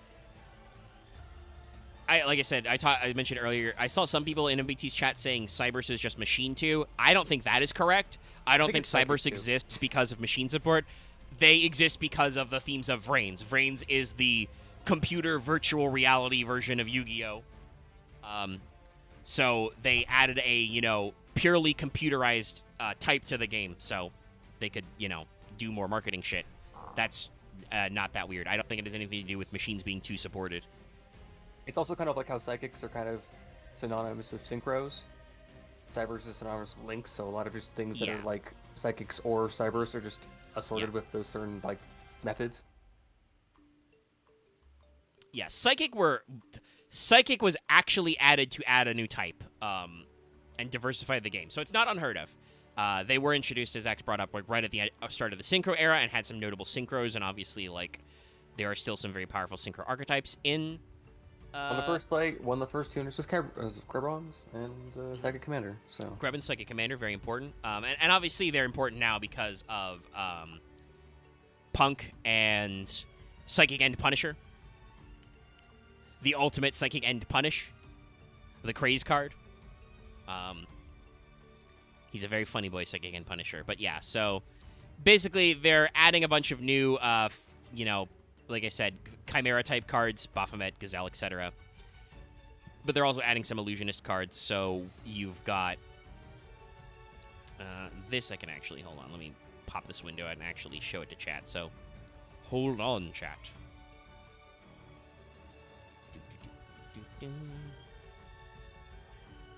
Yes, that is the correct tab. And it'll give me chat window so I can scooch you to the side. Yeah, so you can see the text there and stuff. They talk about Chimera Flying Mythical Beast and all that stuff, new types. So you've got Gazelle King of Mythical Claws, new Gazelle, a Beast. Got the same stats as Gazelle. Can only use the first and second effects once per turn. If it's normal or special, add a level 5 Fiend monster or Chimera Fusion from your deck to your hand. If this card is sent to the graveyard as a Fusion Summon, add an Illusionist monster from your deck to your hand. A new Baphomet of Great Wings, or Baphomet of Great Wings, because Baphomet is a demon name, and we can't have that for children. Ages 6 and up. If this card is normal or special, add a level 4 Beast monster or a Chimera Fusion from your deck to your hand. Also, you can't special summon from the rest of this turn except Fusion monsters. If this card is sent to the graveyard as a Fusion monster, Fusion Summon, target an Illusionist in your graveyard, special summon it. So, yeah, pretty normal back and forth stuff for retrains. And then this is the new shit, which I believe both of these were in video games previously. So you've got Cornfield Coatl. They say Cornfield Coator. I assume that's how it was translated in an old video game. There's no reason why modern Konami couldn't get that this is supposed to be Coatl. A winged serpent. Anyway, this is our first one ever. Wind Illusionist effect monster. Or possibly, like I said, Illusion Beast, Mystical Beast, whatever. Calling it Mystic Beast would probably work best for previous naming conventions, but they might decide to keep it vaguely spelly. I don't know. Anyway, it's got 500 attack, 1700 defense. You can only use the 1 and 3 effect once per turn. You can discard this card, add a monster that mentions Chimera Fusion from your deck to your hand, except Coatl. Monsters can't be destroyed by battles involving this card. When your opponent activates a card or effect that targets a card you control, and you control a Chimera the Flying Mythical Beast, you can banish this card from your field or graveyard, negate and destroy. So several of these Illusionist-type cards have this effect, can't be destroyed by battles involving this card. I assume this is supposed to be part of the illusion effect they had, either in the games or just in, the manga and stuff. They turn it into a effect with their boss monster, but in general, it's very mid. Though I would note, by the way, this does give them battle protection. Monsters can't be destroyed by battles involving this card. So it can't destroy by battle, and also it can't be destroyed by battle. Because it's an illusion, Michael. It's only Mirror Sword Knight. astrally real. Yeah. It's a projection. Mirror Sword Knight, or Mirror Swordsman. That one probably will actually be translated that way. Level 4 Light Illusionist, 1900 attack, 300 defense. Only use the 1 and 3 effect once per turn. Quick effect. Tribute this card, special summon a monster that mentions Chimera Fusion from your deck except Mirror Sword Knight. Monster can't be destroyed by battles. When your opponent activates a monster or effect on the field and you control Chimera, banish, negate. So you're getting lots of negates, lots of materials, kind of hand trap or graveyard effects. Some back and forth. Now the Fusion Boy. Genso Maju Chimera. Chimera the Illusion Magical Beast. Level 8 Dark Illusion Fusion Monster. 3100 attack. 2800 defense. Materials. Flying Mythical Beast Chimera plus 1 or more Illusionist monsters. So this is like Super Chimera. Becomes Mythical Beast, Flying Mythical Beast, and is treated as a Phantom Beast card, because remember, that Mythical Beast is supposed to be Phantom Beast, but we made that archetype up later. While it's in the field or graveyard, this card can make attacks on monsters during each battle phase, up to the number of fusion materials it used for summon. Monster can't be destroyed by battle involving this card. When this card battles opponent's monster at the end of the damage step, negate its effects and make its attack 0. So this is your win con, basically. It makes attacks up to the number of fusions, and so it gets at least 2 attacks, and basically, because it doesn't destroy by battle, you do the Lunalight thing. You negate your opponent, you 0 them out, and then you just attack them a shitload. for game. It's a very mid OTK strategy, but it has some potential. It really depends on how many of these illusionist monsters they're going to do. How many Genso Mazokus come out. We also have the Winged Chimera Retrain. What's this guy look like? Yeah, he's pretty cool looking. Level 6 Wind Beast Fusion. 21-18. 1 Beast Monster, 1 Fiend Monster. Kind of surprised it took them this long, but it is an anniversary year, so it makes sense for them to do the retrain. You can only use the 2 and 3 effects once per turn. This card becomes Chimera while on the field or in the graveyard, but is still treated as a Phantom Beast because it, Genjuo, Phantom Beast. It has support cards. Yeah. It is an archetype, so I like it. They say it becomes Flying Mythical Beast, but still counts as a Phantom Beast card. I don't think we've ever seen that text before, and it's funny to me. Konami is getting very advanced in figuring out how to keep their old shit together. If this card is fusion summoned, go ahead. It's becoming, instead of Band-Aid, it's becoming like high-level surgery. I think of it more as like a bridging effect. They're like truly realizing it. It's funny that it took them 25 years to realize this point, because like a lot of old Yu-Gi-Oh cards are written with the idea that you can print whatever the fuck you want. But sometimes I think like Konami has this revelation of like, wait, we make the rules text. If we put it on a card, it just happens. We don't need to come up with an excuse for it. Put the exceptions here. We can just say it's still a Phantom Beast. But yeah, if this card is fusion summoned, you can activate this effect during your end phase of this. During the end phase of this turn, send a random card from your opponent's hand to the graveyard. So it's a random hand rip. During your opponent's turn, quick effect, banish this card from your graveyard. Target a beast, fiend, or illusionist in your graveyard. Special summon it. And then Chimera Fusion, a quick play fusion card. During the main phase, fusion summon a fusion monster from your extra deck using monsters from your hand or field as fusion material, including a beast or fiend monster. Deck is not included. During your main phase, if this card's in your graveyard and you have Flying Mythical Beast in your field or graveyard, activate one of its effects. Add it back to your hand or banish this card, special summon Gazelle or Baphomet from your deck and or graveyard. I've already seen MBT react to this earlier today. He said it's kind of mid. I agree. I feel like Chimera Fusion is way too restricted. It's very easily searchable, obviously, but it's a quick play, but you can't do it in the battle phase. All you get out of it is, like, a weird random hand rip in end phase, or you, like, stack up into Big Chimera after making Little Chimera and hand ripping them in their end phase for 1. It cycles itself back so you can do the kind of fusion stacking effect. And obviously, I don't know if anyone's going to mention this out loud, but because this card becomes Flying Mythical Beast, you can basically loop him. You can loop Genso Maju Chimera, Illusion Chimera, because he counts as himself in the material. So basically, if you have to make him with like 2 mats, you can be like, okay, well, I'll just make him again with more mats, because he's also an illusion monster as well. So there's some weird, like, iterative potential in here, but it's not as good as, like, Solomon Great's loop link summoning themselves. So, yeah, it's a weird one.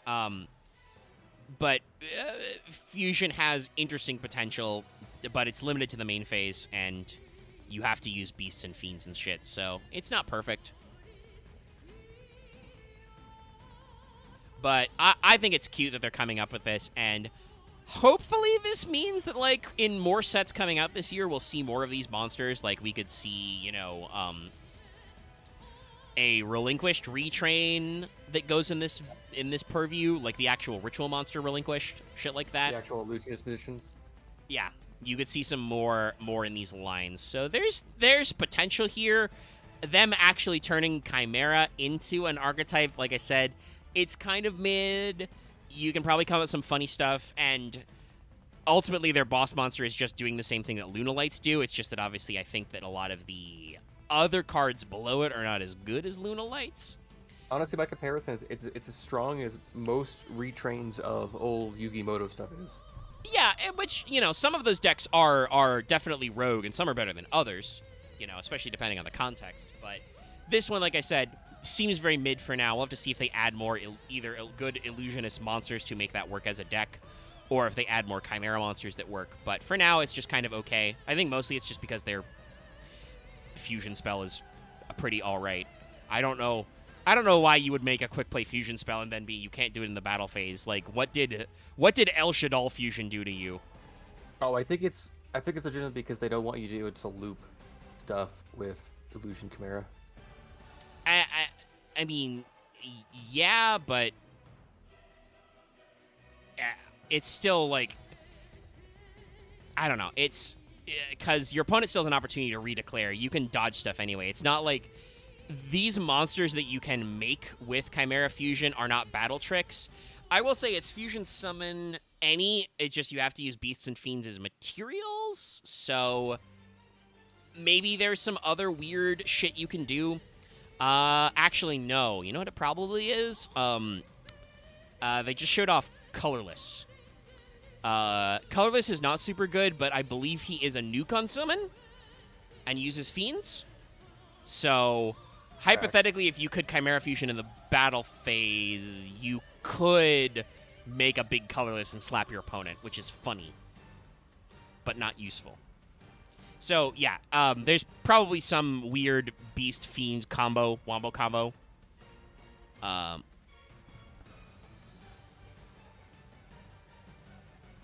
Yeah, Guardian Chimera might actually be counted. There's some weird shit, but they don't call out Chimeras as well. They mostly call out Flying Mythical Beasts specifically. That said, Greater Poly and Guardian Chimera, like, could probably work in this archetype. I don't think it's got six, like six? Yeah. 7, I think. 1, 2, 3, 4, 5, 6, 7. Yeah, 7 cards. Technically, they're reprinting, you know, these fuckers, the old school, you know, Gazelle, the Baphomet, Flying Mythical Beast, etc. And there are other quote-unquote Phantom Beast cards. So there's probably a deck shell here, but I hope there's more than these 7 cards coming out. And like I said, they only introduced like 3 cards that are this new type. I assume there's got to be more in Dune, otherwise it's not really going to mean anything yet. I just hope they aggressively support this one. There's never been like a Worm dot deck. There have been Cybers dot decks and definitely Psychic dot decks, but I don't think a Worm deck has really taken off. Mostly there's just kind of funny synergy with Sword Soul and then cards like Tenyi's and Yangzings. I'm pretty sure that is just Worm dot deck. Yeah, I thought like Tenyi Yangzing is just Worm dot deck. Not really, because those are mostly archetype focused. And as much as Dallas liked to talk it up, I don't know if Tenyi Yangzing was actually that popular. Yangzing is a worm archetype. And sometimes you do play some Tenyis in there. I think you can argue Sword Soul decks became kind of a worm dot deck, but that was mostly still carried by Sword Soul. This does mean, by the way, because I want to clarify, I did not mean when I say that there are not good worm decks. I know Sword Soul was meta. But I don't think there's a lot of, like, there's not enough worm archetypes or cards that do generic worm support to do a really good worm pile deck. This launch still isn't, I think, as aggressive as worms were either. It might be, though. There were only, like, maybe, like, a handful of them. I don't know if they had an archetype to start, but it's definitely not anywhere near as cohesive as, like, Psychic was. And, again, nowhere near as pushed as Cybers. I do think it's really cool. It's been like 5 years since Cyberses came out.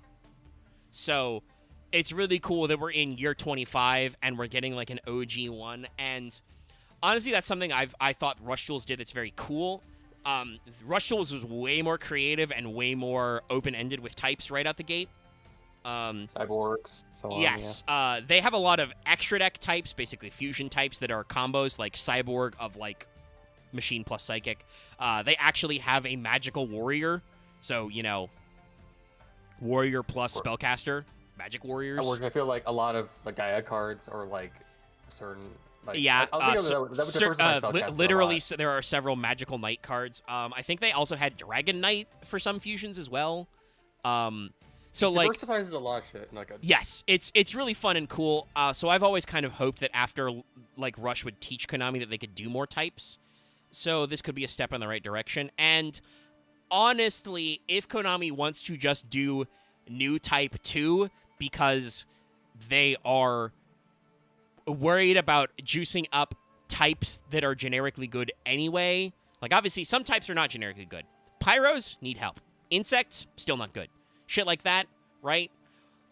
But, for instance, if they wanted to introduce the yokai cards as yokai and not just zombies, thematically, wouldn't make a lot of sense, because you really should have done that with Mayakashis or Shiranuis, or just with the yokai cards that you made into zombies. But, weirdly enough, well, let me finish my butt there. Oh. That's a transitional phrase. But I would not be upset if they announced yokai cards tomorrow, is what I'm trying to say. Like, it would probably be goofy, but if they don't want to, like, add more generic zombie support and want to come up with new types, and that makes the game healthier because we don't got to worry about crazy cross-contamination, I'm okay with that. I honestly feel like if they ever got a chance to, I think, like, they should just reprint certain cards in new typings. But I feel like they'd have to make a new format for that. I don't know if they'd have to make a new format. Like, I think you said it as a joke. But MBT talked about. Well, you're really on the set rotation obsession. More because I feel like people don't understand it's supposed to work. Having not watched that video, because like most people, I actually think that the whole point of Yu-Gi-Oh! Is that it does not rotate, and most people find it more fun for that. The way Magic works is because they reprint a shitload of cards over and over again, or they reprint cards that are just cards but are called something different and have a different card art. One, Yu-Gi-Oh! Already does that part. How many vanilla, 2K monsters, 1900s, 1800s are there? They do still come out with those occasionally. But in general, as people said when that video got posted on our Discord, part of Yu-Gi-Oh's appeal is it being truly evergreen. You always can go back to an old card and pull it in and see some new shit and, like, get your cool synergies. Oh, that's fair. I just feel like it'd be nice as a separate format. Yeah, I think that's something nobody really fights about, is that Yu-Gi-Oh could... Okay, fine, sure. All right, they fight it. Well, yeah, you win the fight. I surrender. I will discontinue this discussion line. Anyway, new types are cool. They need to support them more. I feel like there should be a pause there. I saw several people tweeting about, like, how positive they were about this as well. Like, I think I saw Steve posts and stuff like that, like, on Twitter. Because, again, like I said, it's been a long-ass time since Konami brought in new actual typings. And honestly, I feel like they should just make new typings a lot more often, and then maybe, I guess, shift cards to be of those typings. I don't know about more often. Just to kill the power creep of, like, certain types. They kind of do it every so often. Like I said, like, there have been 4 fully now added, because it was Psychic was an original. I mean, technically, I don't know if they printed a card in every type in the literal first set. I'm not sure. I'd have to double check that, but. After the original, like, block of Duel Monsters series cards, Psychics got added, Worms got added, Cybers got added, and now Illusionist got added. Is that all of them that were, chat? Am I forgetting anything? Was Zombie an original? Yeah. Okay.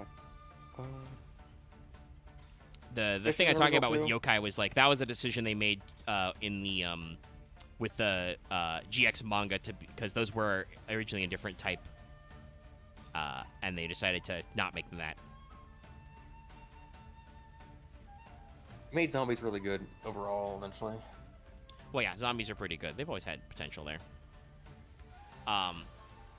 Chad is not being helpful, so I will assume that I am correct, because there is no one to disprove me. So, the game has been out 25 years. Adding 4 new types, one every 5-ish years, and obviously they had the original 5-year run to actually introduce all the types. That's not terrible.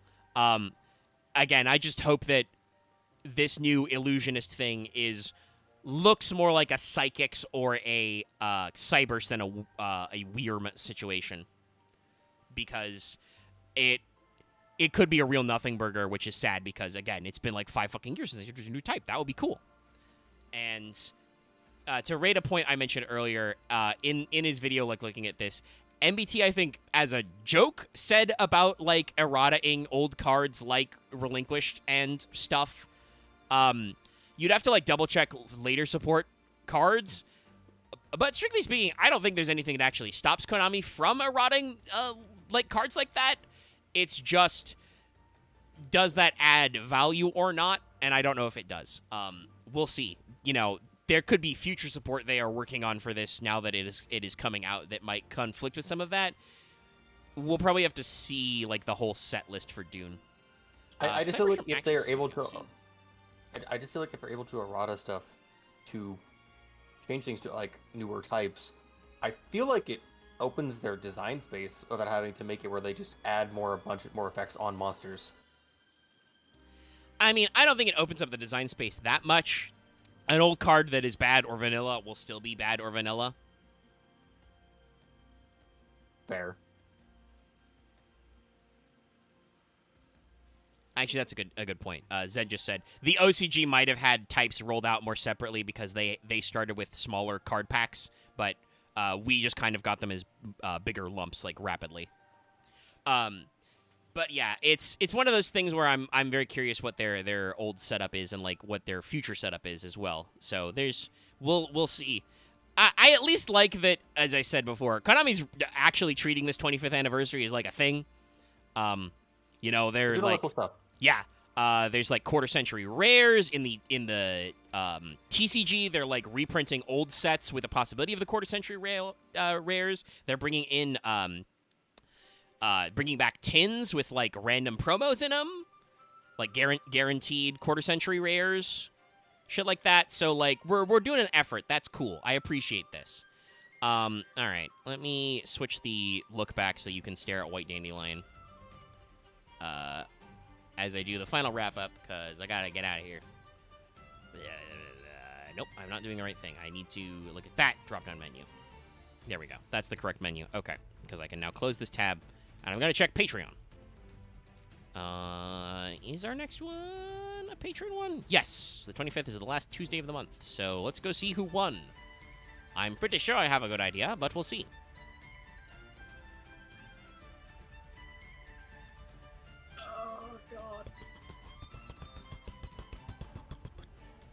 I'm like a motorboat right now, putting along. Yeah, so if I haven't said anything, I'm dealing with terrible people who don't understand mechanics. It happens. Yeah, no, not really a big shock there, but Charmer won with 6 votes. Ended earlier today. I think we should wait until the new Charmer support comes out then. The what new Charmer support? The Channelers. Yeah, it's just Hina. I'm not waiting. Well, there's gonna be the other ones. Yeah, in like 6 to 12 months. Okay. How long has it been since Win the Wind Channeler and now Hina the Finer Channeler? Literal years. Oh, okay. Konami is under no pressure to release these guys in a timely fashion. No, Wind Channeler Win, the 5-star Win has been out a long time. Oh, okay. I think they might have even printed. Did they print a Earth Channeler Ausa? A couple, like, also in there?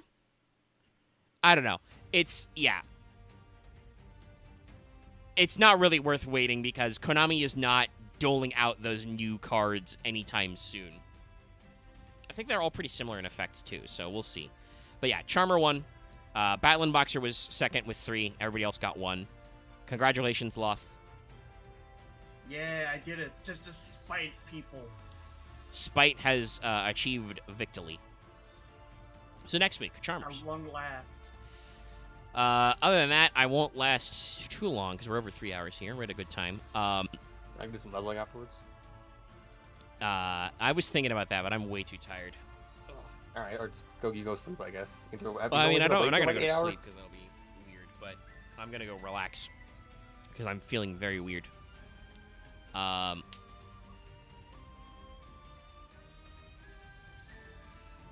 But yeah, you guys can join Lucky. But speaking of leveling, we're talking about Final Fantasy 14. So that'll be a stream tomorrow. Check it out. You may have to start earlier because it's a full run you have to do. There's a lot of shit. I mean, I don't think I have to start earlier. I'll be fine. I have no problem playing Final Fantasy 14 for several hours. But I need time in my day to do my shit. Okay. So tune in tomorrow for Final Fantasy 14. We'll be wrapping up Heavensward. almost assuredly. But I say that I need time to do stuff because I'm in the middle of editing the next Lost Belt recap, so please go watch those. They're cool, and they will require exponentially more work. No, I'm not going to go over the Red Dragon Archfiend stuff. We haven't really talked Resonators. It's cool, though. RDA got like a straight up maybe when we actually do Resonators or something. Yeah. very The new thick Resonator is fucking stupid-ass busted, but that's usually how Resonators go. I think MET made a joke as well that was like, you can print anything on a Resonator. And I remembered it because he's right. I think what's the new one? Soul Resonator? And then Crimson Resonator before it? Crazy. Resonator package. They're great, but the problem is they're only for Red Archfiend cards, which is like very limited in utility. Anyway, so please go watch the Lost Belt recaps as well, because like I said, those are kind of like exponentially growing in work, because they get longer. The sections are longer and longer. The bit I cut out of the episode to build the like full length discussion was already the size of the entirety of like the whole episodes, including me like recording intros and transitions and shit. So they're gonna keep getting bigger. Please watch them. They're cool. You can check out my Grim Grimoire stream. I did earlier. I did that yesterday. Did that for a few hours. Check that out. And just in general, check us out. If you wanted to vote in that Fail Portrayal poll, we do those every month. That's our 5 and up patrons. So you can contribute at the 5 level if you got $5, You can contribute on our Patreon at the $1 level as well. It's really cool. Check out our, YouTube memberships as well. It's a couple bucks a month. It's really cool. And, yeah, that's, I think, everything there.